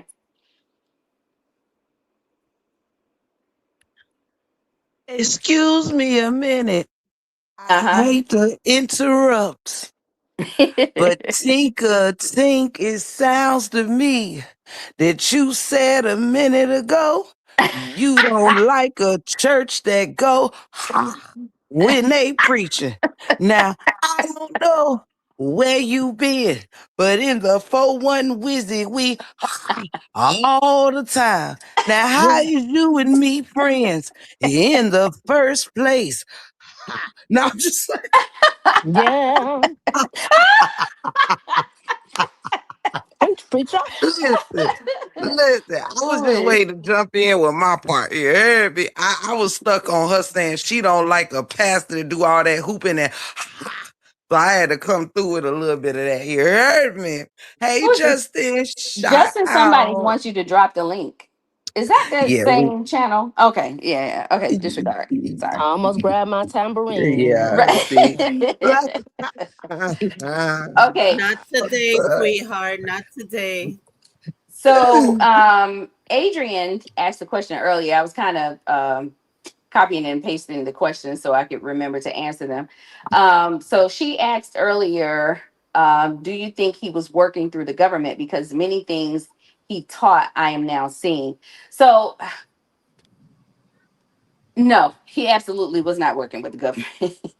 This man has 130 something years or 76 years. I think it was 176 years in federal prison. So he's got to do every one of those. Ooh, Every boy. one of them. He will never see the light of day. So I absolutely don't think that, and he's in maximum security, and they keep him that way to because they know that he's a person of influence, and there he has many followers and a lot of followers in jail. So to keep him away from influencing and creating gangs inside the prison, he's in maximum security. So, no, ma'am, I don't think he was working with the government. And then she said, "Well, Dr. York and other woke scholars, philosophers have been set up, so ain't no telling." Okay, that was the rest of her comment. And then Free Thinking says, "Looking back now, do you understand why they kept the women and children separate from men?" You know what? I just read a comment earlier from Sister Teacher that made a lot of sense. And I can't remember what it was. I should have copied that too. Um, but I think we pretty much answered that earlier. And Nina asks, "Did the husband and wife have family Wait, time alone?" take us. Wait, Huh? wait. I got a question. Go ahead, baby. I got a question before you go to the next question. Okay. Um, you had mentioned Malachi's incarceration, Uh huh. So, oh, Lauren just which asked that question. Okay, so we'll get to it. Oh, Lauren, go ahead. yeah, because I don't want y'all to be skipping to the loo and leaving us behind. You understand? Okay. I don't want y'all to listen, let duh. Yeah. So, being which that was something on this list, but y'all asking great questions too that in the chat because a lot some of these were on the list and some were not. And every last question that's come through this audience have been so good and as well as the panel. So this is really why I wanted to leave it open throughout the show because y'all are amazing. So shout out to each and every one of y'all. Um, but about his incarceration. Now, Hmm. um, a lot of people may not know, but what do you recall what he was incarcerated for, Ooh, man, so many counts. Um, or a couple? I'm aware of a couple. so Rico, he has Rico charges. He also has charges of several charges of child molestation, child sodomy, um, anything in that family of charges. Yeah, there's an array of them. So um, there's that. They found massive amounts of money on the land when they raided the land. Lots of weapons. So there are a number of charges. Now, I asked you that for a reason. Um, because I am aware of a lot of the child stuff or whatever. Um, did you ever have any? Did you first of all, without going too far, did you ever have any concerns while you were in the cult? Of did you hear of these things throughout the years of you being in the cult before you left? Not throughout the years. Like, hmm, I want to say like maybe a year or two before, or I can't even say that. But before I left and before once I had already made up my mind to leave, I started hearing rumblings of things that was going on. Now, one thing that really, really disturbed my spirit and just, ooh, yeah, they decided to do so. Once we moved into the Egyptian church of they called it Christ, right? Christ, but it's Christ. The English translation is Christ. So once we moved into that phase of studying Egyptology, um, he decided that they were going to do Sunday school. I don't know who came up with this idea or why they came up with the idea of doing Sunday school for the children. Um, and he was supposed to be teaching.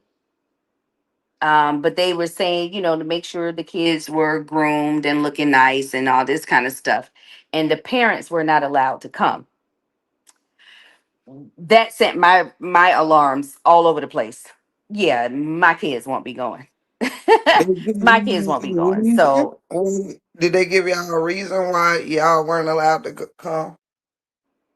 um, Or did you not ask no, because you I was mean, just no, I like, don't well, think my kids anybody ain't ever going? asked because whatever the rules were, those were the rules. People didn't generally question, that. It was just what the rules were. But I it just, yeah, created a stir in my spirit, and I said, "Oh no. Mm-mm. Yeah, my kid's not going to Sunday school." Yeah.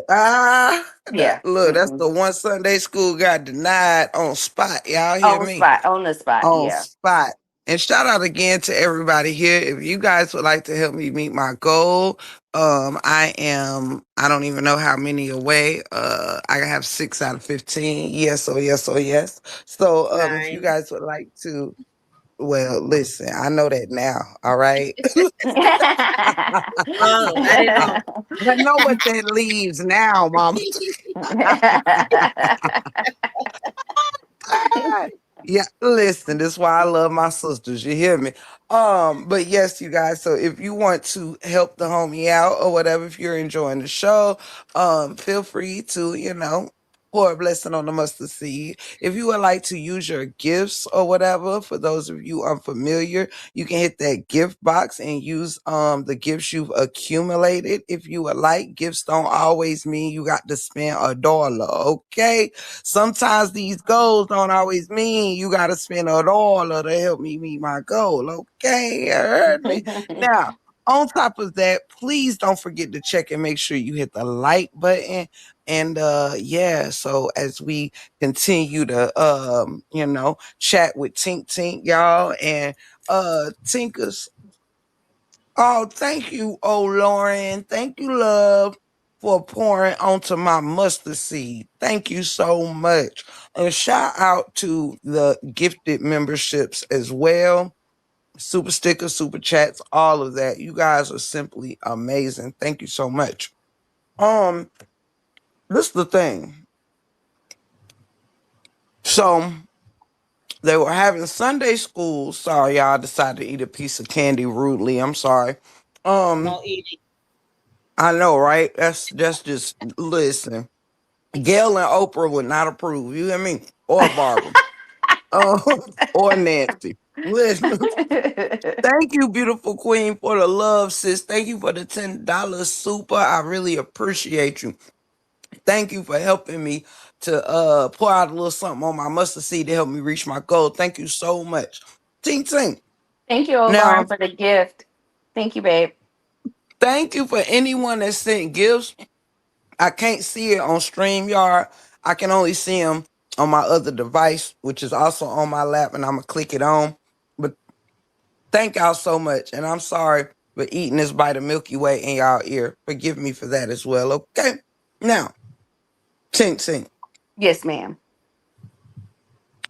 with these little interesting things. Now we have the kids were already separated. Hey, Shawty Red. From the what you Go said, ahead, babe. baby. No, I was saying hey Oh, to Shawty Red. Go hey, ahead. Shorty Red. I know, right? Free said, don't be one of them people break room. Right. You heard me? Just up here like, so Tinkers, so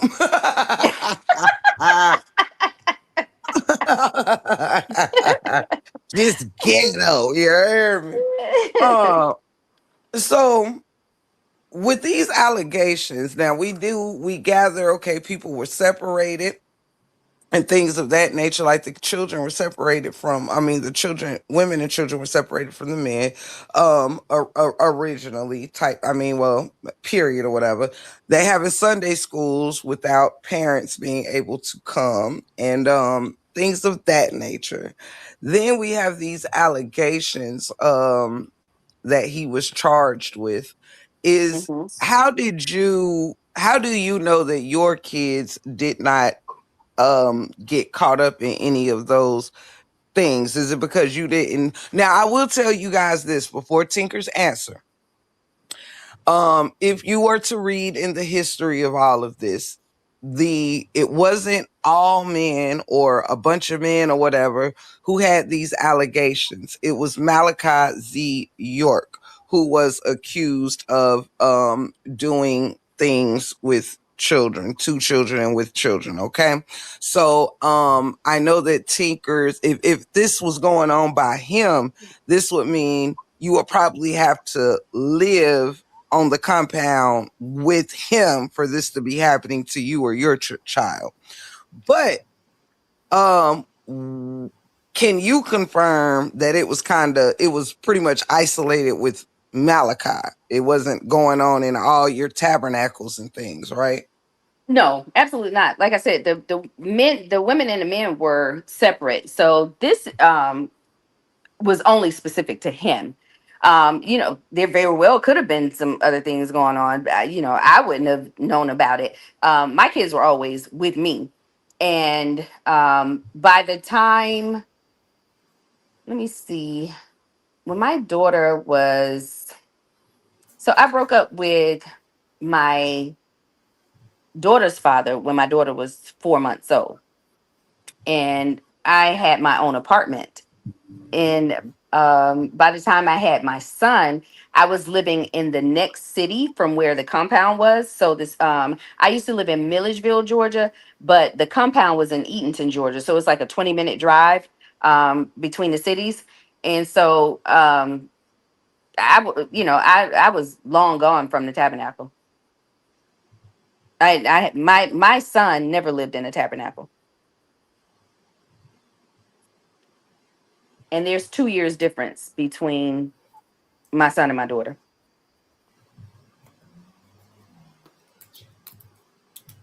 So So yeah, my kids were always with me. Huh?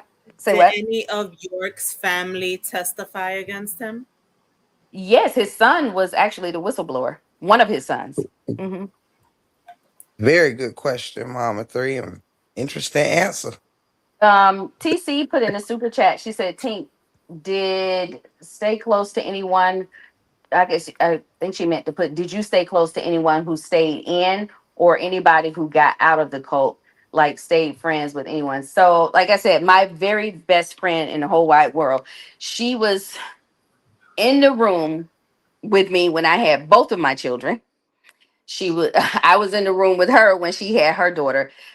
We have a bond out of this world, and she is yes, we're still connected. um there are some others that I'm still connected with. We have great relationships. These are people who have left. Um the only people that I was still connected to that's still a part of it is like my kids' fathers. And my son father passed in 2018. Um so my I guess my only connection to it still is my daughter's father, but we don't communicate at all. So You have another question by Miss Adrian says, how did you feel when you heard York was arrested? you know what? This was so crazy. So when I left in, when did I leave? 2002. What year was According he to my arrested? notes. Yep. What year was he arrested? He went under investigation in 2002, officially arrested in 2004. So when they raided the compound, had to be 2004, right? When they raided the compound, um, Uh-huh.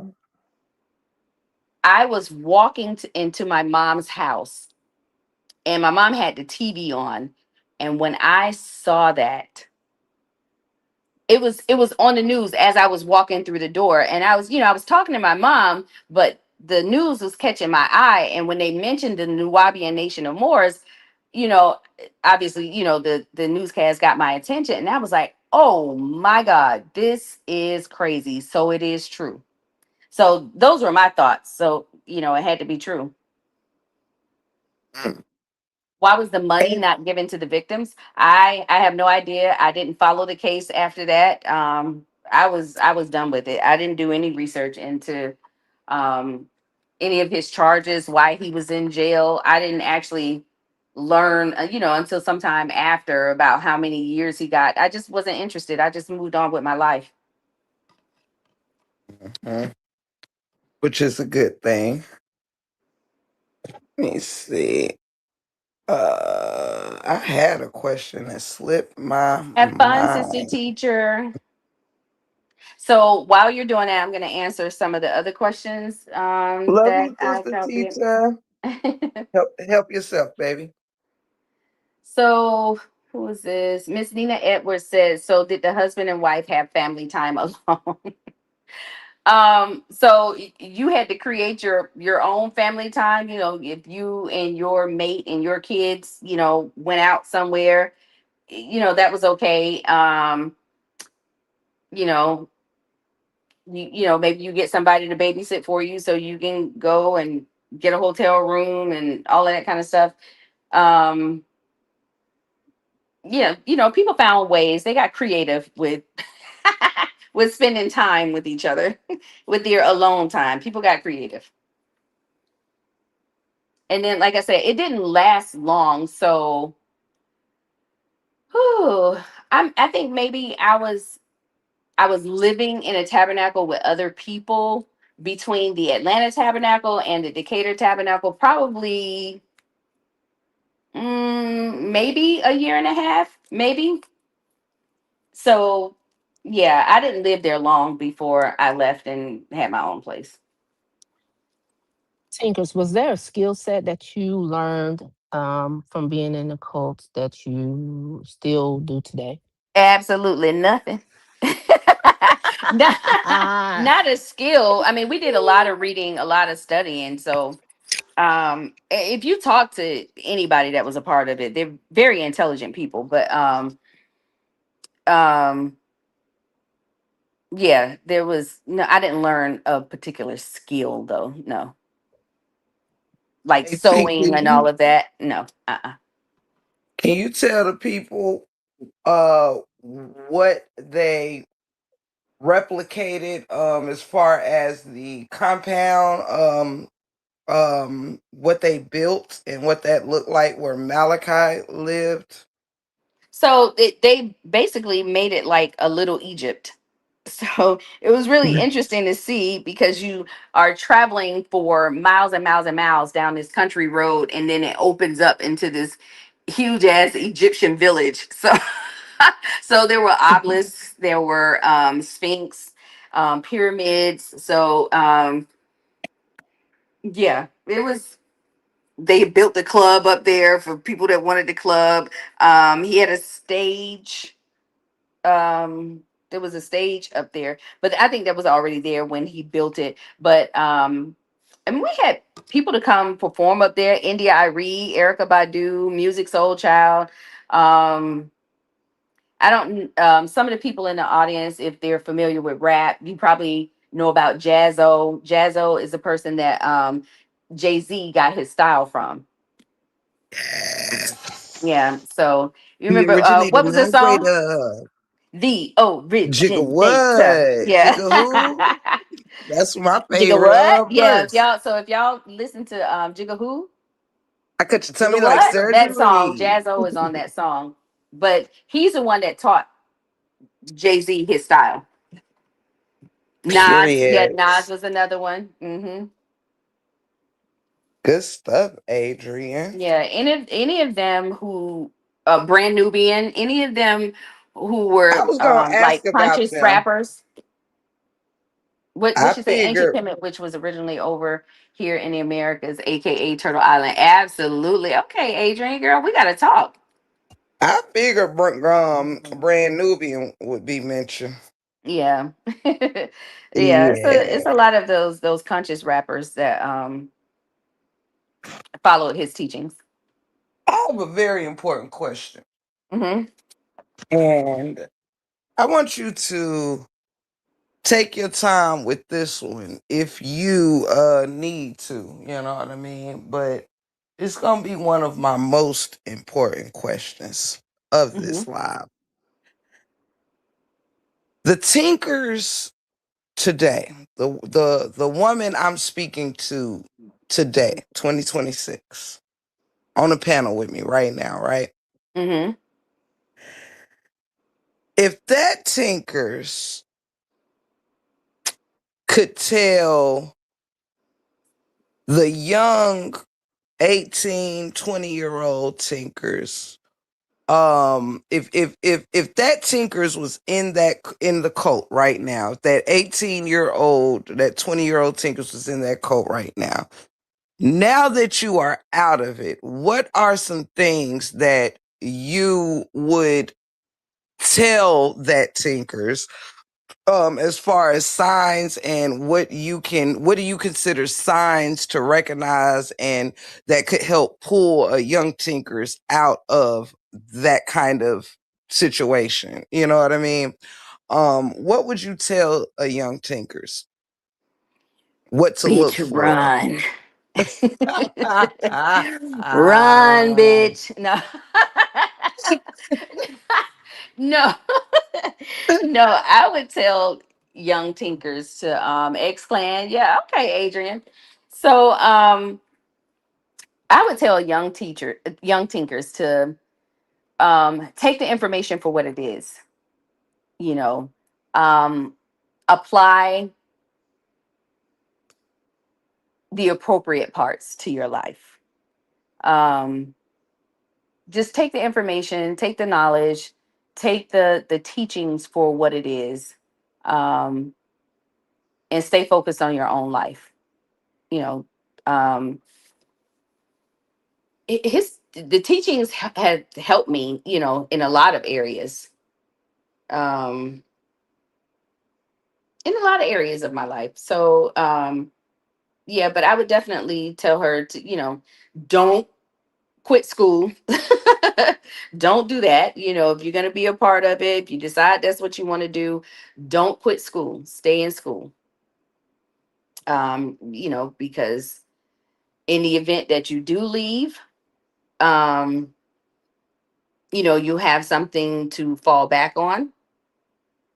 You can say that you actually completed it, completed something. And, it could have actually, in the event that I had stayed, it could have been a great help to the community.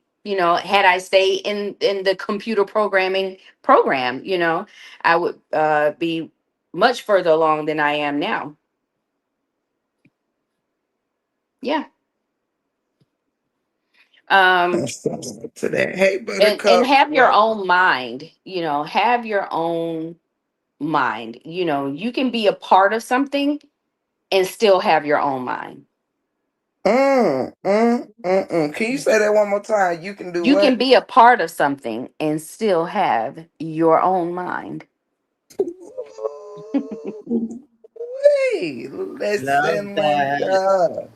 Gifted Chandrika, what community were you a part of?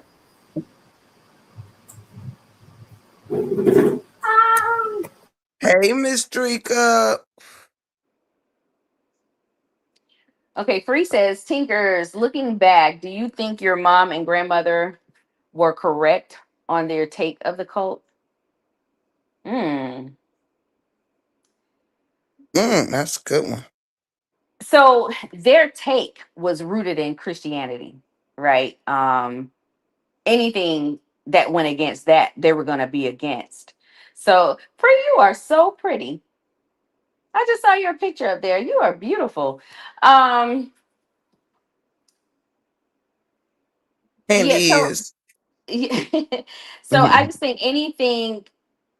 Oh, who were your parents, Chandrika? So anything that went against that, they were going to be against it anyways. But were they right in?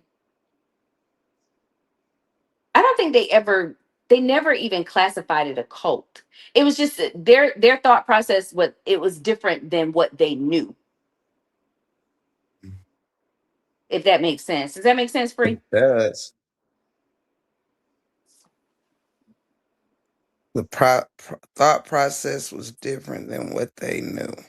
Yeah, what they were familiar with. It was hmm Christianity or bust. You know what I mean? And there's so much learning in this type of conversation. If y'all read between, not even have to read between the lines, but I know we all thinkers in here. But that's something that ooh, ooh, ooh, ooh. That resonates so much with so many different things, you guys, because that goes the same with people. When people are prejudged without knowing, it's something that just reminded me of. When you um have a thought about something without even or a thought about a person without knowing or understanding them, a thought about a subject without knowing or understanding it.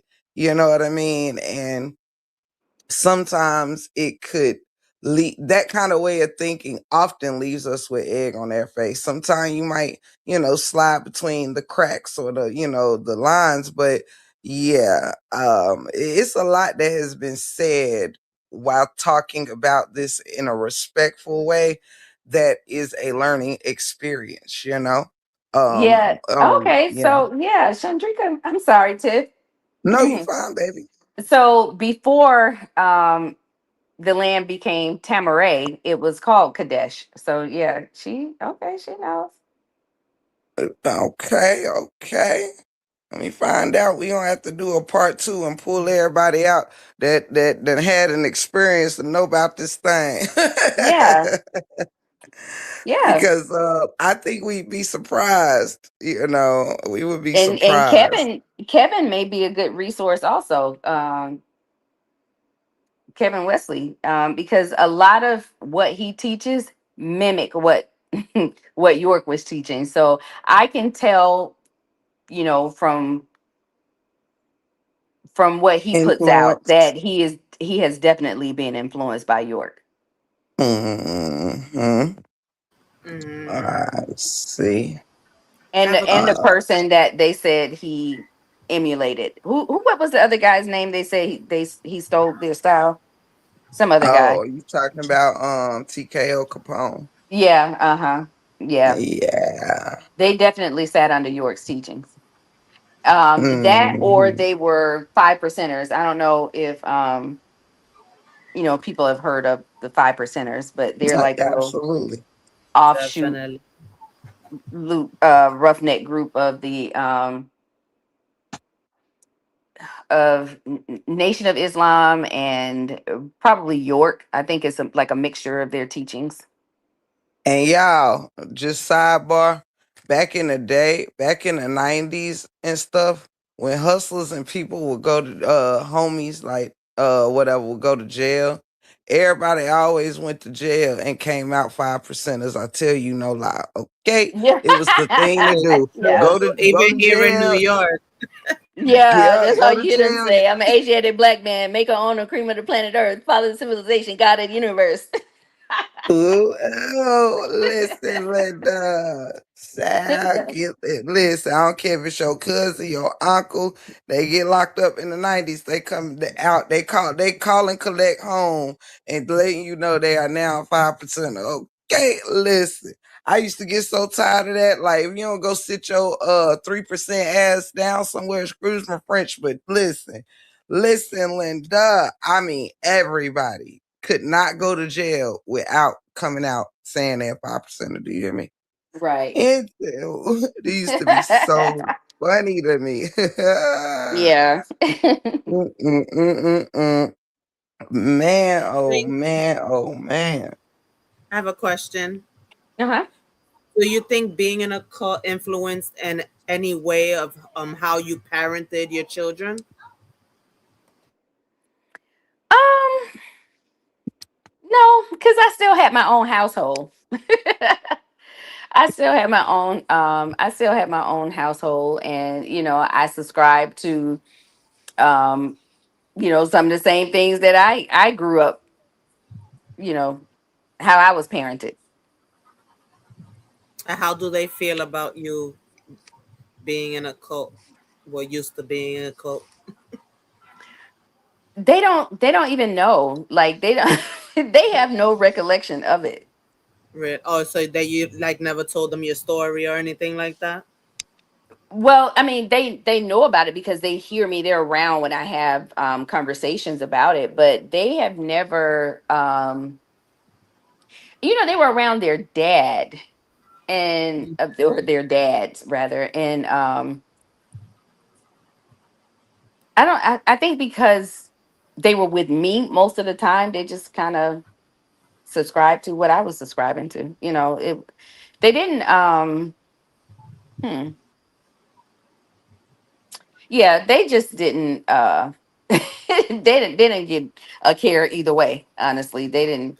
Okay. They have no thoughts about it.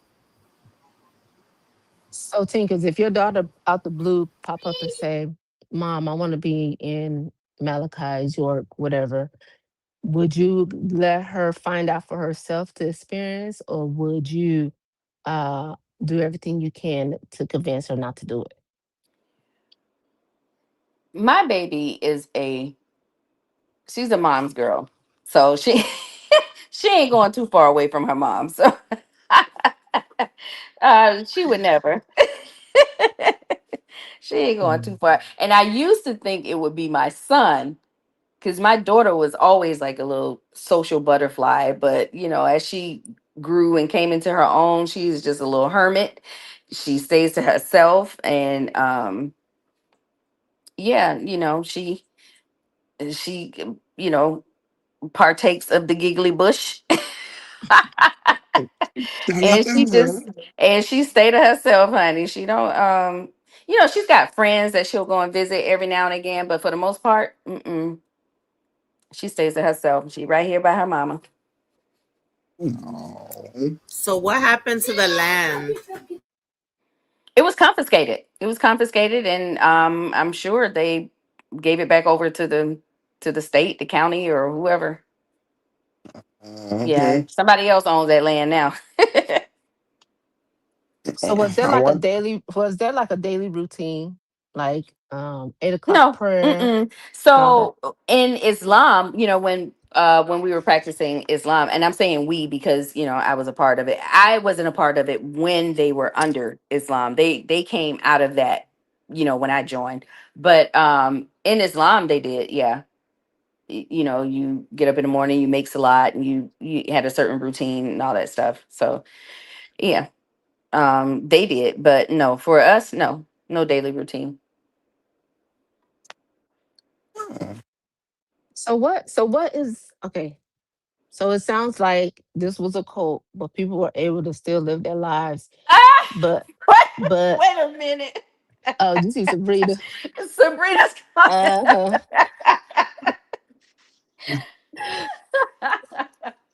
Hey, Listen, Sabrina. Sabrina, I didn't go into it knowing that's what it was, okay?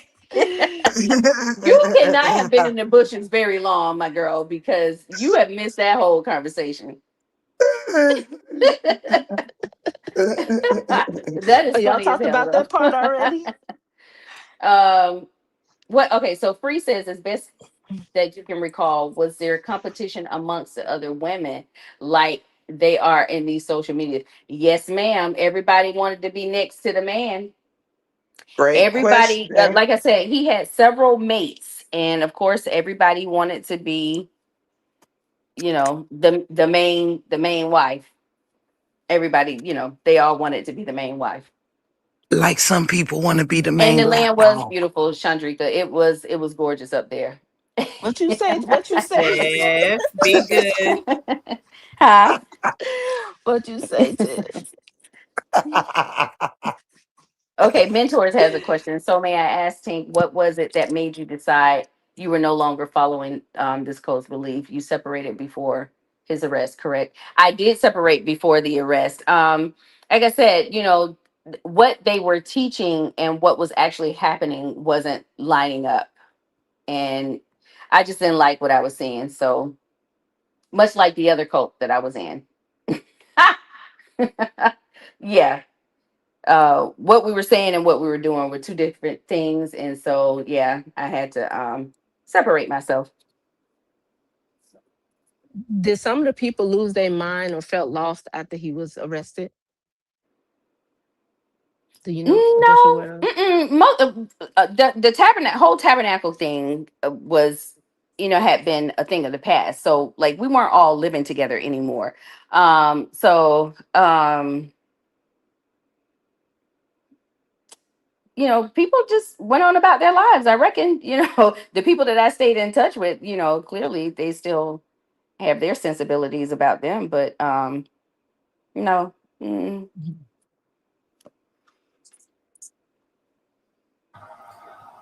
Oh, thank you, Adrian. Chandrika knows a lot about that. She said my kid's father wanted me to be with him and multiple wives, trying to be like Malachi Z. York. Yeah, my son's father tried that shit too. Yeah. Mm-mm. If you can't afford what I want and need, you can't have another wife. Yeah. Did Malachi ever explain where he got his wisdom from? Like, was he under somebody else's teaching that helped him develop into what he became? I He claims he went to these universities over in Egypt, and he supposedly learned a lot from him. He supposedly sat under Master Farad Muhammad, and received those teachings. So I don't know, nothing that I can confirm. There are no pictures, to to corroborate any of those stories. So, Was there a particular book or anything that he was teaching out of besides the one he wrote? I'm sure he wrote some books, oh, he but wrote many. Actually, he wrote his own Bible. oh, okay. He wrote his own Bible. Gosh, what is the name of it? Had you not said it. So, fun fact: when my son's father died, he left me in charge of his stuff, and so, he died in Delaware. So, me and my son, we went to go clear out his apartment, and so we ended up, with a lot of his stuff, and he had lots of books, lots of old tapes and stuff like that. And before Tiff asked me about this interview, I had just given away. I found, actually, there's a store, and Sabrina, you might know about this store in Atlanta called Seven Nanda over in Little Five Points. It's a health food store, and one of the guys, he recognized me, and I had been, because I didn't want to throw all the books and the stuff away, because I know some of them would appreciate that stuff, so I was looking for somebody to give it to, and we ran into him at the health food store, and I got his, we exchanged numbers, and he called me, and I told him, the next time I'll be in Atlanta, I'll bring you the stuff. And I was like, damn, Tip, if I had known we were going to do this interview, I would have kept some of the stuff, and sent it to you for reference. But yeah, so um shit, I'm getting old now. What'd you ask me? What'd you ask me? Whose Oh, question was I answering? we was talking about the book, but it looked like Chandrika said the book was called The Koran No, he didn't write the Quran, baby. or Quran. God, what is the name of that book? The Holy Tablets. He called it the Holy Tablets. That's what it Mm. was called. So TC says, so knowing what you know now about like behaviors, did you feel like those behaviors in the situation you just got out of it? Absolutely. Absolutely. Hmm. And can you tell us what some of those behaviors are, please, ma'am? Thank you. Mhm. Y'all are too silly. Um, Not being able to offer correction. Um, Mm. Blindly following, blindly pledging allegiance,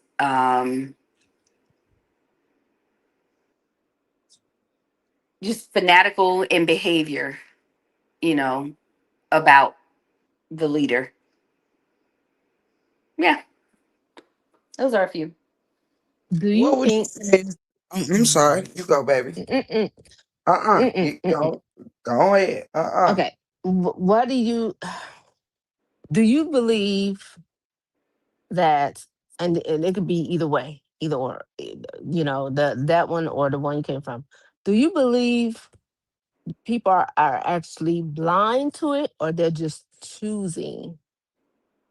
Um, No, I think some people are blind. I think so. Okay, do y'all remember seeing like documentaries of Michael Jackson?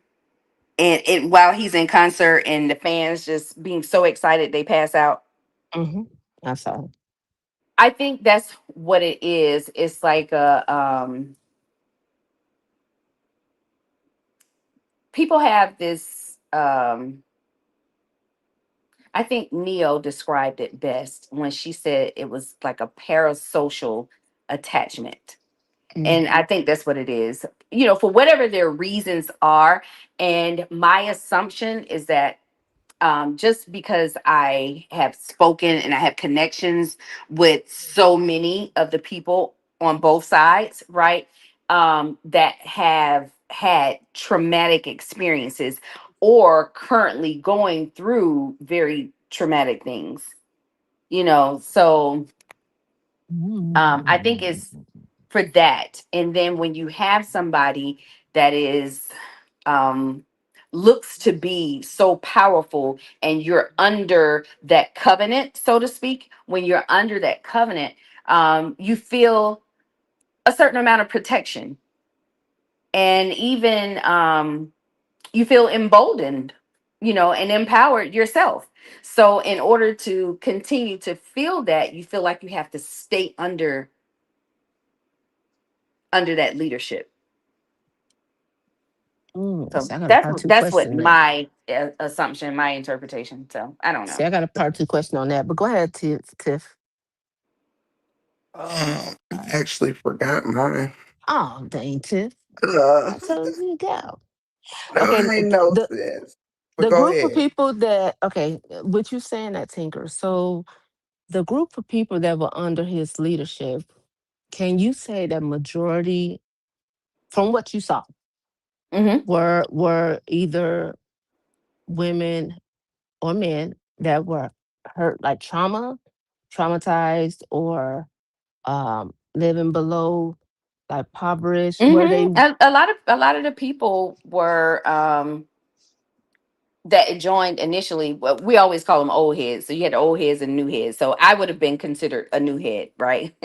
Hmm. Like when I came in, but you know, the people who had been with him since the inception, they a lot of those people, you know, they took off the street, like, you know, Malcolm X did with the Nation of Islam. They were cleaning up the streets of New York or Chicago or wherever they were, right? And bringing people in and converting them to Islam. And York did something similar. Actually, a lot of the Muslims, some of them came over and subscribed to York's teachings. So um, Mm. yeah. So I So could it's see, they so took I a could lot of see a people off lot, the streets and cleaned them up. Hmm. so I could see a lot of people feeling like they've been rescued, and because of that, they decide to stay loyal. I could see that, Yeah. and okay. I remember my question now. I would like to know, Tinkers, if you can describe or do can you describe the difference between loyalty and loyal to a fault? How can somebody be loyal to a fault? Hmm. Break that down for me. Mm, that's interesting. Ooh, you didn't prepare me for that question. So, loyalty to me is oh,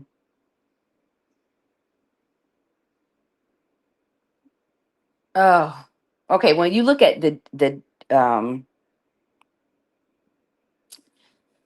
the denotation of the word loyalty is um let me see.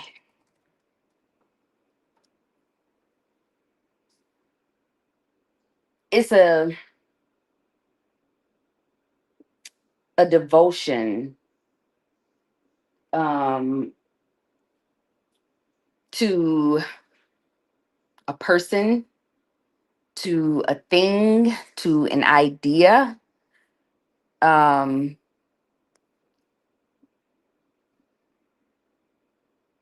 Mm,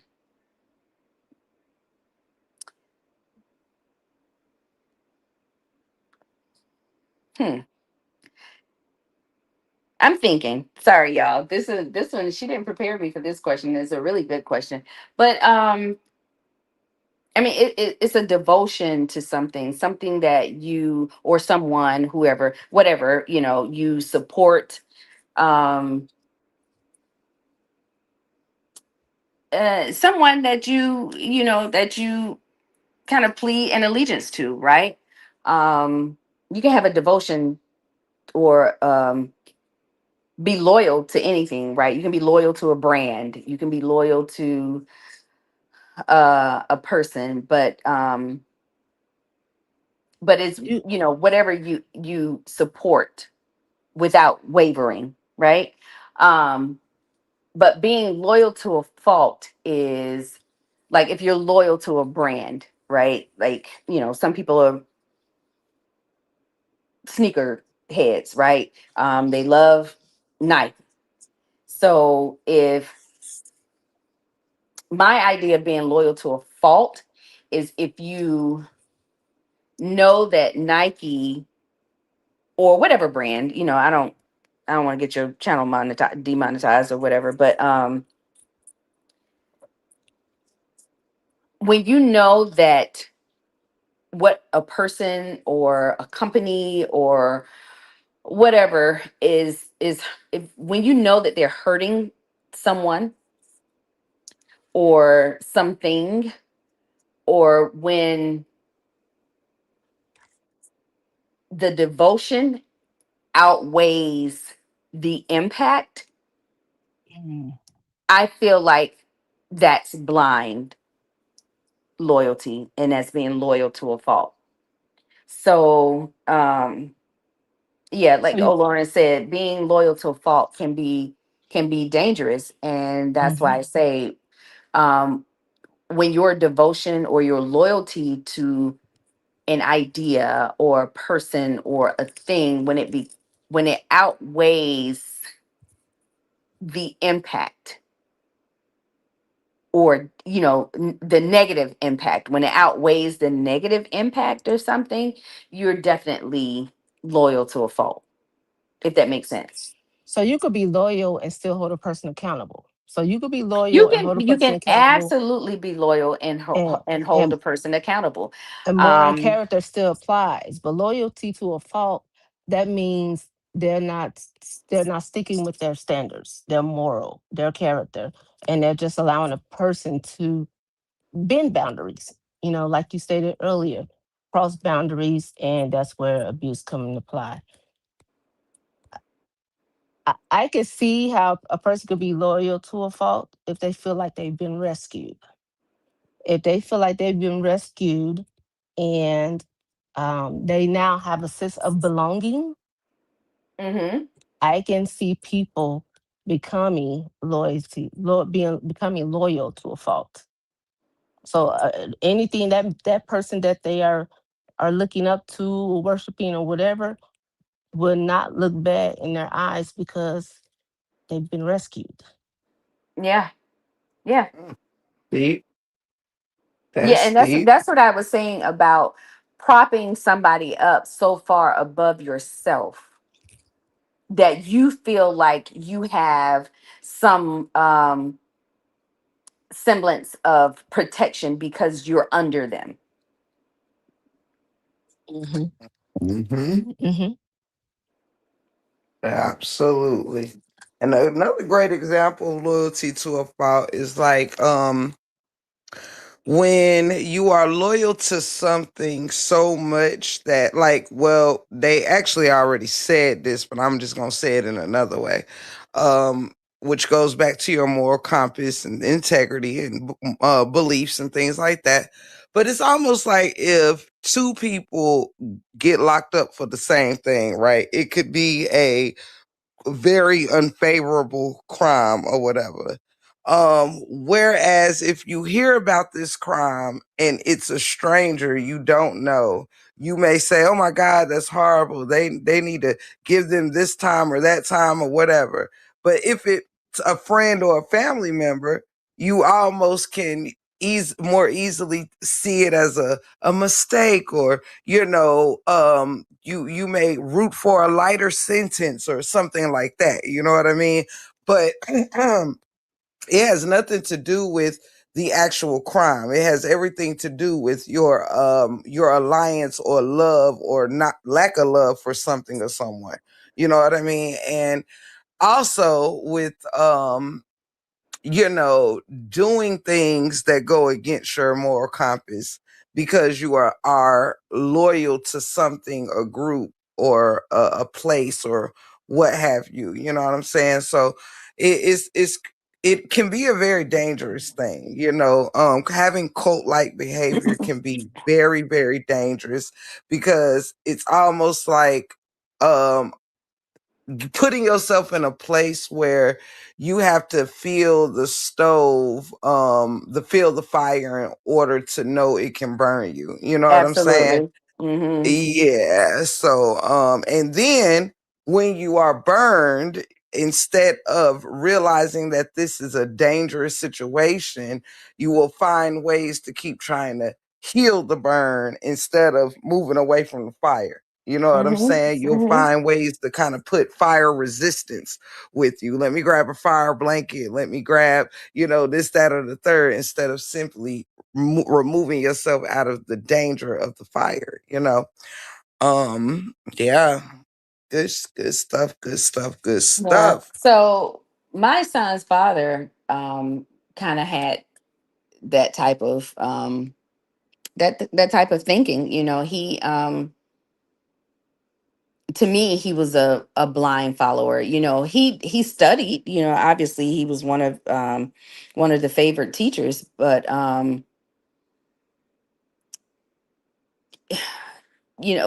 I was seeing things that he wasn't seeing. And when I would point them out to him, it would annoy him. And again, he would say things like, "Oh, you're a skeptic, you're not a believer." Yeah, no, I'm not, and that's what I'm trying to tell you.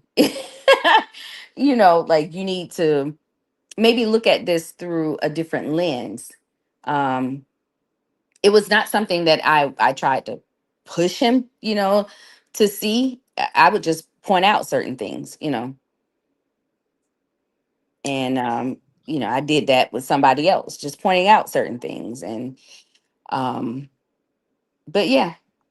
Do you think being in a cult, can you, okay, would, can you say that being in a cult is almost similar as being in a mentally abusive relationship? I can't say physically abusive because I don't know if, all cults do some physical abuse, but I mental think there's a wise. level of mental abuse. I do think that, one, because I feel like any teacher,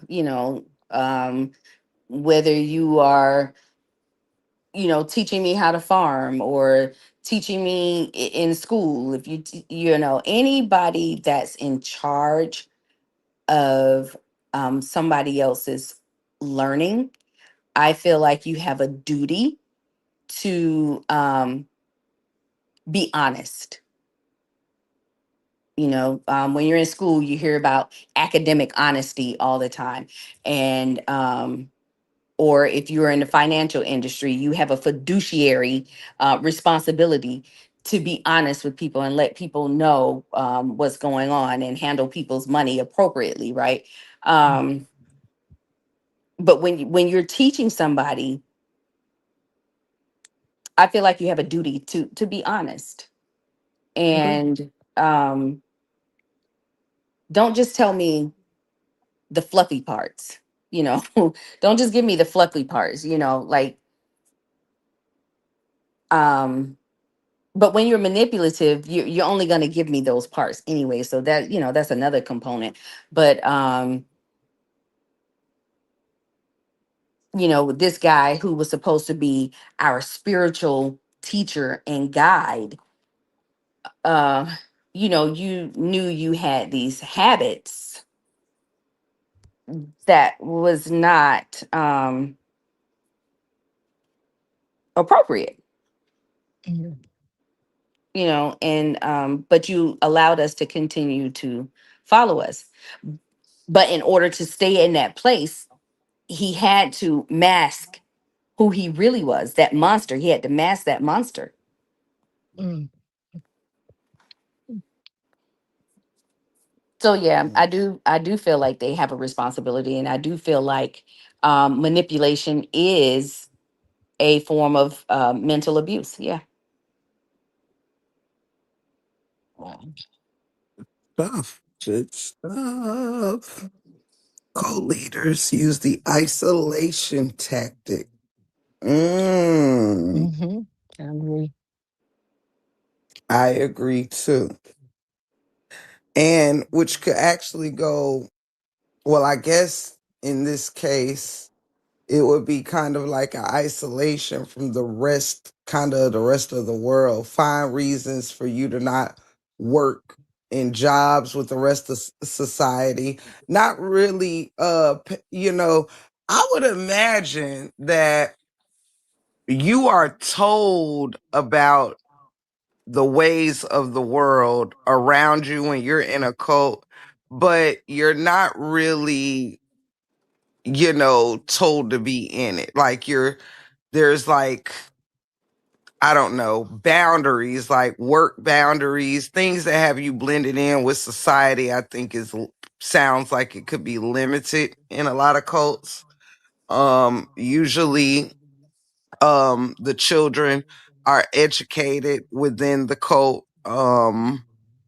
Usually funding happens in other ways, like if y'all ever watch Ruthless, which I really love the show Ruthless, which y'all know is cult based or whatever.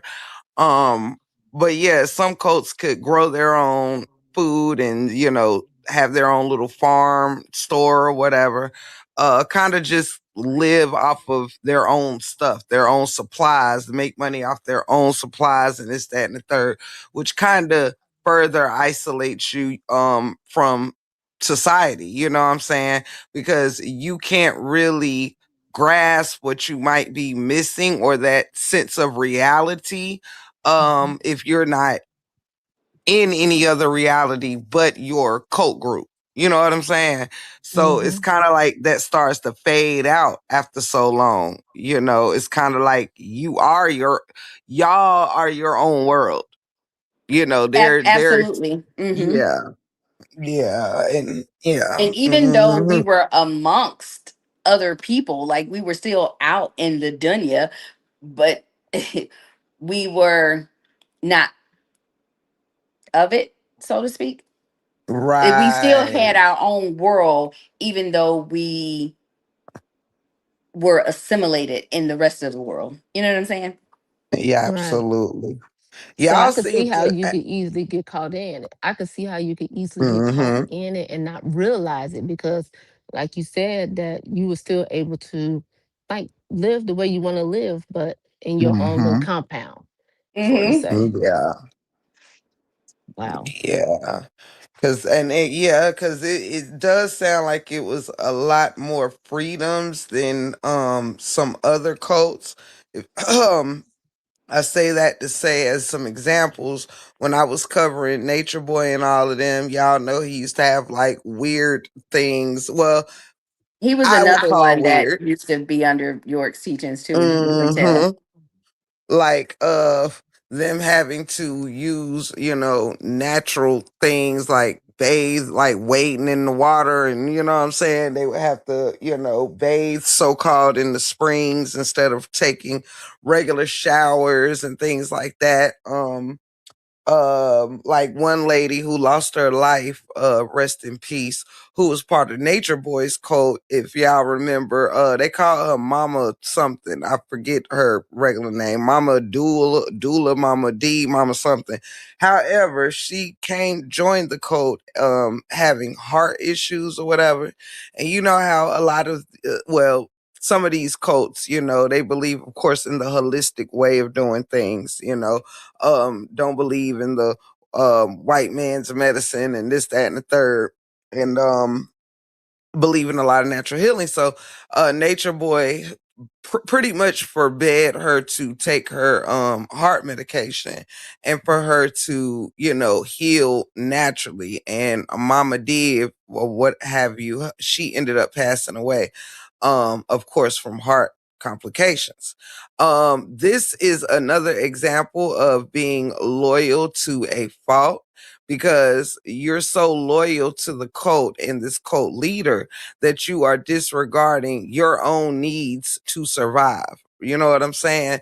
Because I say this also to say that it's not saying you can't heal. Of course, I believe in a lot of holistic healing, of course. However, there is some things that Nature Boy wasn't qualified to be, telling someone, you don't know how far along this person's, sickness or illness is or whatever. And you just, saying, hey, stop your medication cold turkey and go, eat some tumbleweeds. You know what I'm saying? It's like, um, you're that's dangerous. As we see, being so loyal to that cult, it was dangerous for that lady because she lost her life. She listened. You know what I mean? She didn't go do her studying and figure out, okay, what do she need to do? Like, they didn't get into details with that, but I didn't hear of her, like, them whipping up some antidote for her to replace those that medication. It was just, stop taking it, meditate about it, um God heals all. It was just this, just loyalty to a fault, and I never forget that. You know what I mean? For you to just go somewhere, disregard your health, disregard, survival. You know what I'm saying? That's how you people was getting diseases in his cult and stuff, because folks wasn't really keeping themselves clean properly, and people, doing the horizontal tango with one another and swapping partners and doing all kind of stuff. You know what I mean? And you get to where you're not even taking care of yourself, in the way most cults, because tinkers, like we said, seem to be a little bit more free flowing or whatever. But a lot of the times, like, there's some cults people couldn't take daily baths. It was like you had to fur bath all week except freaking Sundays or something. It varies, but yeah, you can put your health at risk, take on stress trying to meet the needs and demands of such leaders and stuff. It's a lot that comes with it. It's a lot that comes with it. Um, Yeah, I let's think it's see. important to note too that even though I was in that cult, like I said, we were always still out amongst the people. And I'm from Atlanta, born and raised in Atlanta. So my family was always around. I went to family functions, and, it wasn't like we couldn't leave, and, we had these strict requirements, no, because I never would have went for that, if it had been that way. Yeah, I would have never went for that. But yeah, a lot of these, it wasn't like a, David Koresh compound. You get on there and they lock you in and all that kind of stuff. No, it was vastly different. Which, might I add, a lot of cults um can be, because due to my research and stuff, which is why I'm amazed at this conversation, that, I would consider Tinkers one of the lucky ones, because on some of these cults, people go through a lot of things. They get really psychologically screwed up, they get isolated from their families. Often what helps with that is finding a way to remove electronics and isolate you from connecting. You know what I'm saying? Not being able to really utilize phones or whatever when you want to, moving out of the country like y'all seen Nature Boy do. Right. um yeah, move you out the country or whatever, far away from help, far away from sound minds and advice and stuff like that. So it ain't I definitely considered Tinker's one of the blessed ones, not lucky ones, one of the blessed ones, to come out of it and be able to have her mind intact, be able to not be traumatized by it, her children not being traumatized by it and stuff like that. You know, that's a blessing. Mhm. Indeed Indeed. it is, but I never got that deep off. So Hmm. and there are others of us, who the people that I'm still in contact with, they have, again, their sensibilities, they're in their right mind. Um Most of them are very well to do, so Nice, Mhm. nice. Yeah. And yes, mentors. I read up on Scientology as well, especially back when it was. Sorry, y'all. Now later in my mouth, I just can't help it. Anyway, um, went back when Tom Cruise and Katie Holmes and Hmm. all of those good people was, joining it and it became real popularized. I had my eye on that, and I do know that it was very big down there as well in Florida. You know what I'm saying? In Florida, California, all them big states or whatever, California, or definitely California. But yeah, Nicole Kidman and all of them was part of all that stuff. Hmm. Yeah. Yeah. Interesting indeed. Yep, which is another cult, you know.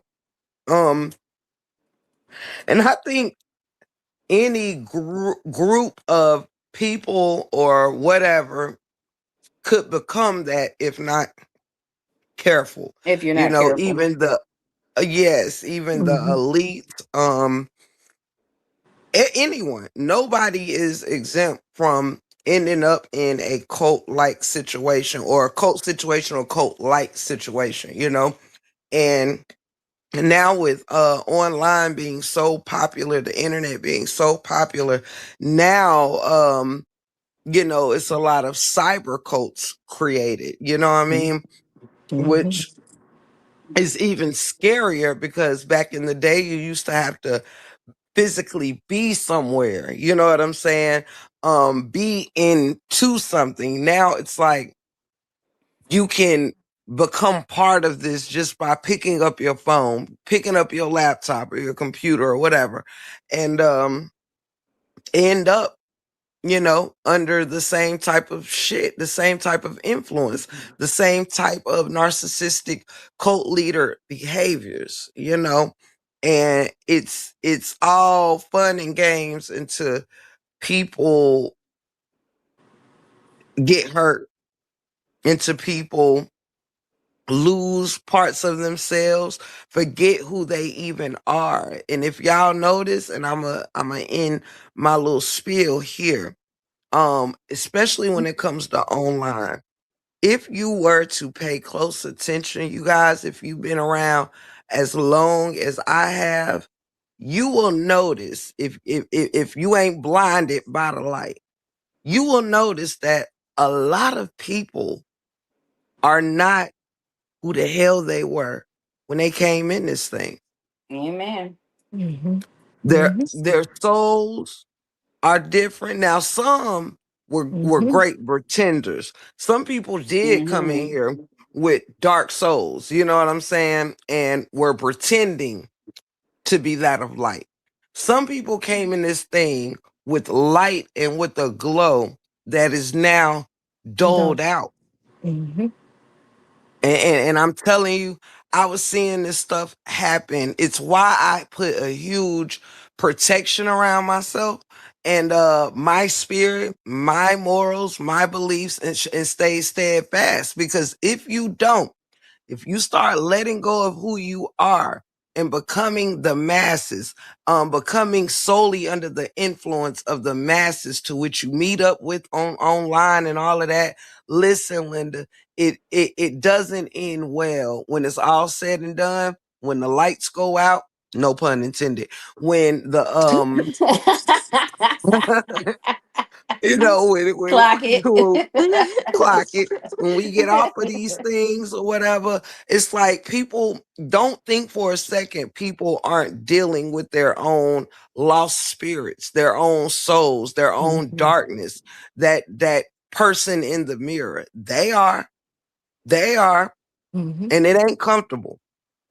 A lot of people are pretending, but if you look close and look at people when they started this thing till now, they have doled out in their spirit. And shout out to those. And actually, I can honestly say, Brina, you're in my chat, and I want to say shout out to you because I do not feel you lost your soul in this whole shit amongst people like my cousin TC, as far as content creators go, mom of three. I could name a good handful or two, but shout out to those that maintained in they spirit and supporters because y'all wouldn't know if you just got here. I was talking with a friend yesterday about about a lady over there or whatever, some things that have been done. And y'all, I will never forget when something was done to a particular supporter. When I tell you this lady went almost nuts, was just a supporter, okay? Had something very effed up happen to them within this our sector, excuse me. And when I tell you it was dangerous, it was completely jacked up, and it literally had a effed up cause. It had a it was just bad. Like this lady went through some psychological things because of what happened to them. And Mhm. it was one of the strongest effects that I have seen when something has happened to somebody. It was pretty jacked up, and everybody knew it. A lot of people probably forgot because it happened way early on, but yeah, this cult like stuff that goes on, y'all, it's dangerous. It really is. People will wake up and don't even know who the hell they are anymore. So don't think you got to go to a compound or you got to That's right. join a Catholic Right. church or whatever. You know what I mean? Yep. You could be in a cult right in your neighborhood. You could be in a cult with On the your computer PCA or your wives on your phone. come on, these back chats, all of that. It's one thing to be a group of like-minded homies or friends and this, that, and the third. But listen, Linda, I will never find myself in a cult ever again. You know what I mean? And once you know the signs, see the signs and experience it, even on a light scale like online, which ain't even really a light scale, it's just a different scale. So I want to make that clear. Online cults can be just as powerful and dangerous as one right there that you can touch, with your fingers. So don't make no mistake about it. And But Tiff, can you and Tinkers, because you just touched on something I was gonna ask, and you just jumped right into it. We know what the obvious mind control, financial control, manipulation. We know the obvious, but I think a lot of people do not realize the little subtle behaviors that you need to recognize, Mm-hmm. that you are in a cult. And you mm, touched on some of it, Tiff. Like, your behaviors start to change. Feeling guilty because you're not in that particular place or with that particular person. Can you and Tinkers, even M3, can you guys even name some of the subtle things that we would often overlook and not think of? You know, Nothing major. I mean, because again, we know what the major thing is, the mind control, all that stuff. But what are the little small behaviors that we need to be looking out for to recognize if we're in a cult? And I can give an example. Like, if you're realizing that you're sacrificing for a particular person and neglecting home, Ooh, and you're my doing it God. often, Hmm. you're in a cult. If you're pulling food from your house, but you're feeding this other particular, you're in a cult. You're starting to do cultish behavior, because now your focus and your loyalty and your serving, you know, a person other than your own home. So them are like the little things that I'm talking about. Like, you realizing you're taking them away from home and giving it to this person because of your loyalty, or because you like them that much. It's those little things is what I'm looking for, because I don't think people realize it. And I've seen that happen in church. Okay. I've seen behaviors change.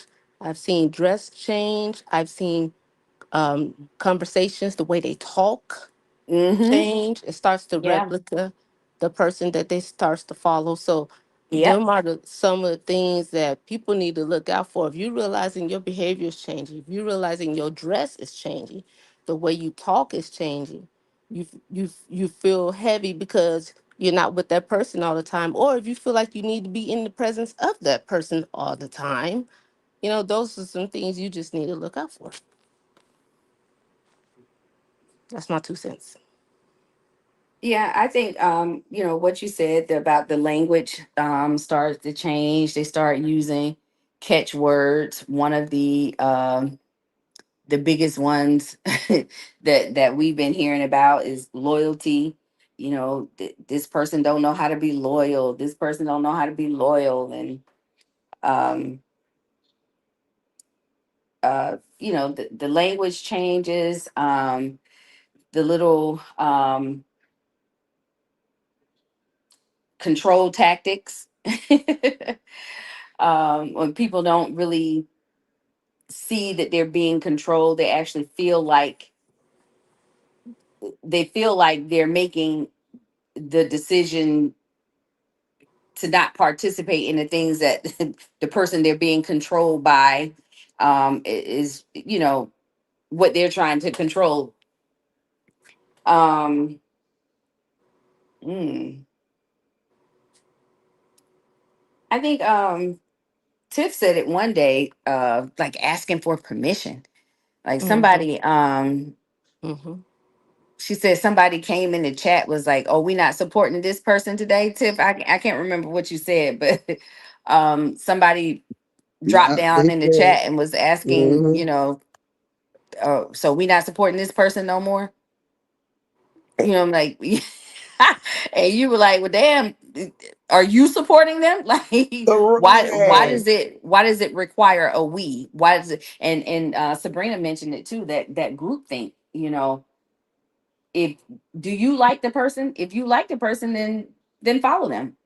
Why is it that you're going to make your decision based off of what the group thinks? you Mm-hmm. know um Mm-hmm. um saying things like, "Oh, they don't have any degrees, they're not educated." Mm-hmm. This kind of foolishness. Some things don't require a degree. you know there's Right. nothing wrong with having degrees. I think it's awesome if you do, but um for those who don't, you Mm. know there's nothing wrong with that either. Right. Yeah.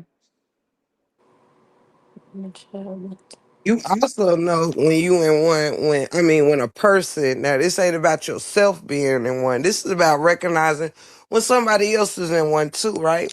But Yeah, when absolutely. people start living vicariously through other members or a cult leader, for instance, meaning, and I don't care who you want to point out right now, a cult leader always has to have more than the followers, right? Or it's perceived like they have more. They are something to obtain to. You know what I'm saying? Um, it's crazy that people who one of the signs you'll also recognize is when they start doing that. For instance, a cult leader could be saying something like, they aren't like us. We what own all our shit, or something like that, right? But you will have other people that will, of those, of that cult, manning something that does not describe their life. You understand? When a cult leader is separating the cult from others, they do it with things that are still a part of these members' lives. You know what I'm saying? Like, everybody isn't rich within that cult, right? But if the cult leader has this or has that, and they can say, we, and you are psyched out so bad, we starts to be I to you. You know what I'm saying? Instead of, it goes from this is their life or their experience to this is our experience to you starting to feel it is really your experience. It's like if somebody win the lottery. Oh my God, we won, or we the shit, but we didn't win the lottery. That person did. You know what I'm saying? Right. Right, right. Right. It's weird behaviors, when you start taking on someone else's experience like it's yours, you know? Like somebody get a divorce or something, and it's like, we gonna be okay. But we not getting a divorce. You know what I'm saying? It's weird behaviors, they really stop thinking and I'm really saying this to say they really lose their individuality. They do. Yes. Yeah. Yeah. Yes. And they Definitely. begin to groupthink, as Sabrina says, Definitely. Yeah, think they absolutely. got one brain, and probably, as much as we hate to acknowledge this particular Right. individual, but that human centipede thing is real. Yeah, absolutely. Now, Tinkers, Absolutely. It if you really keep is. referencing that lady, nah. Listen, that Right. lady is probably listening and beating down that community wall right now. So But one thing that I love about us over here, though, is in spite of, and even though, it just further shows y'all that we keep it real no matter who it is. You know what I'm saying? Who or what the yeah, circumstances is. And we stand on that over here. So it's very befitting, because I agree with um that way of putting it. I 100% agree with the centipede. Hold on one second. Barf bag alert. Anyway, um, but I 100% agree with that though. No cap.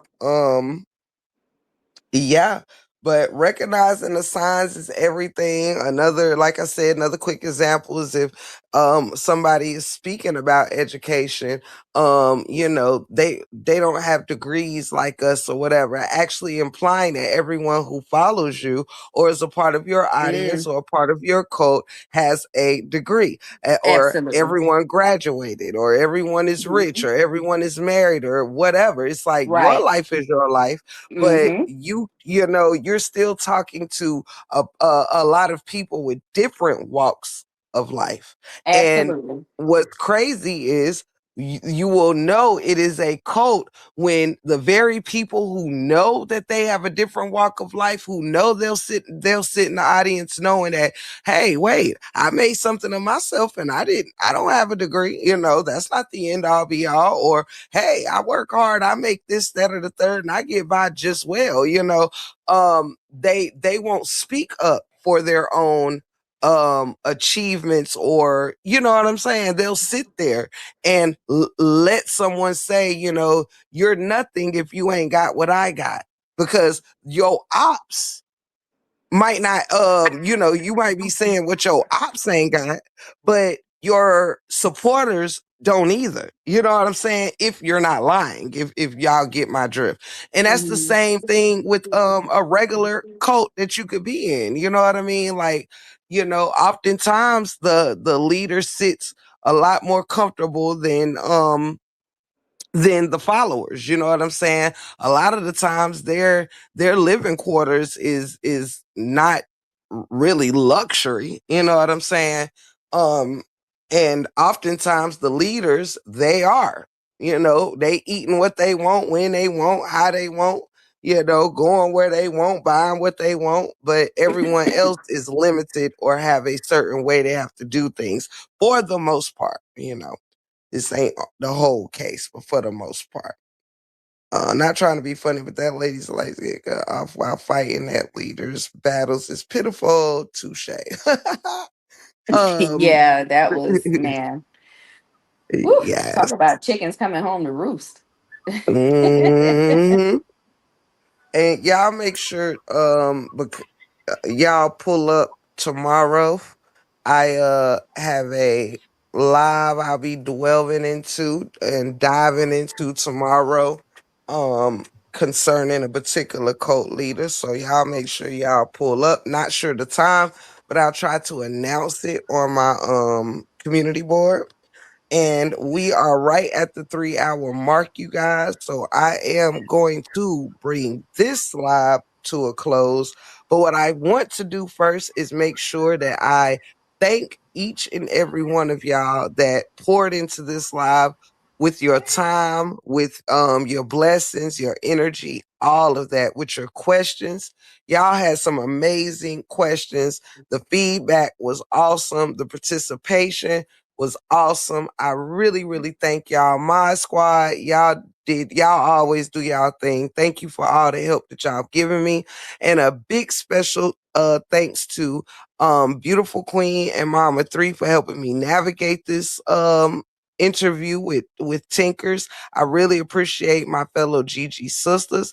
And also, last but certainly not least, I want to give a very, very big thank you to someone who has become a dear friend of mine, a wonderful advisor, a wonderful sister, um, just a wonderful person all around who's unafraid to share her stories and let people learn from her life, a beautiful journey and a beautiful learning experience, and for just taking us through, what I'm saying, taking us through her journey and experience and letting us live through her eyes and things of that nature. I learned a lot about this cult that I did not know before Tinkers told me her story.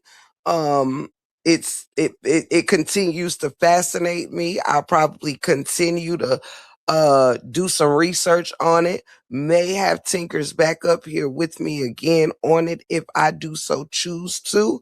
So yeah, I'll keep y'all posted on that. But a super shout out to Tinkers for giving us her time today, y'all. I really appreciate these ladies.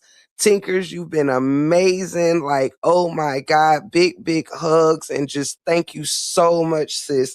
To all my sisters, thank y'all so much for this amazing panel tonight.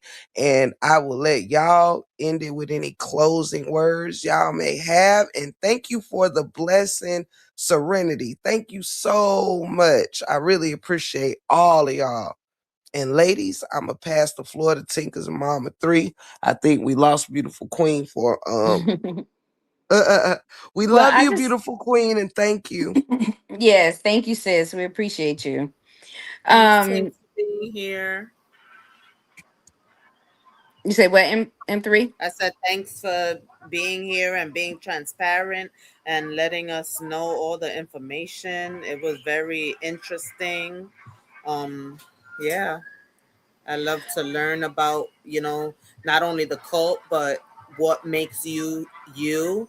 I know that's not the only thing that, made you you, but that was a 10-year part of it. So that Absolutely, yeah. was a big chunk of, your life.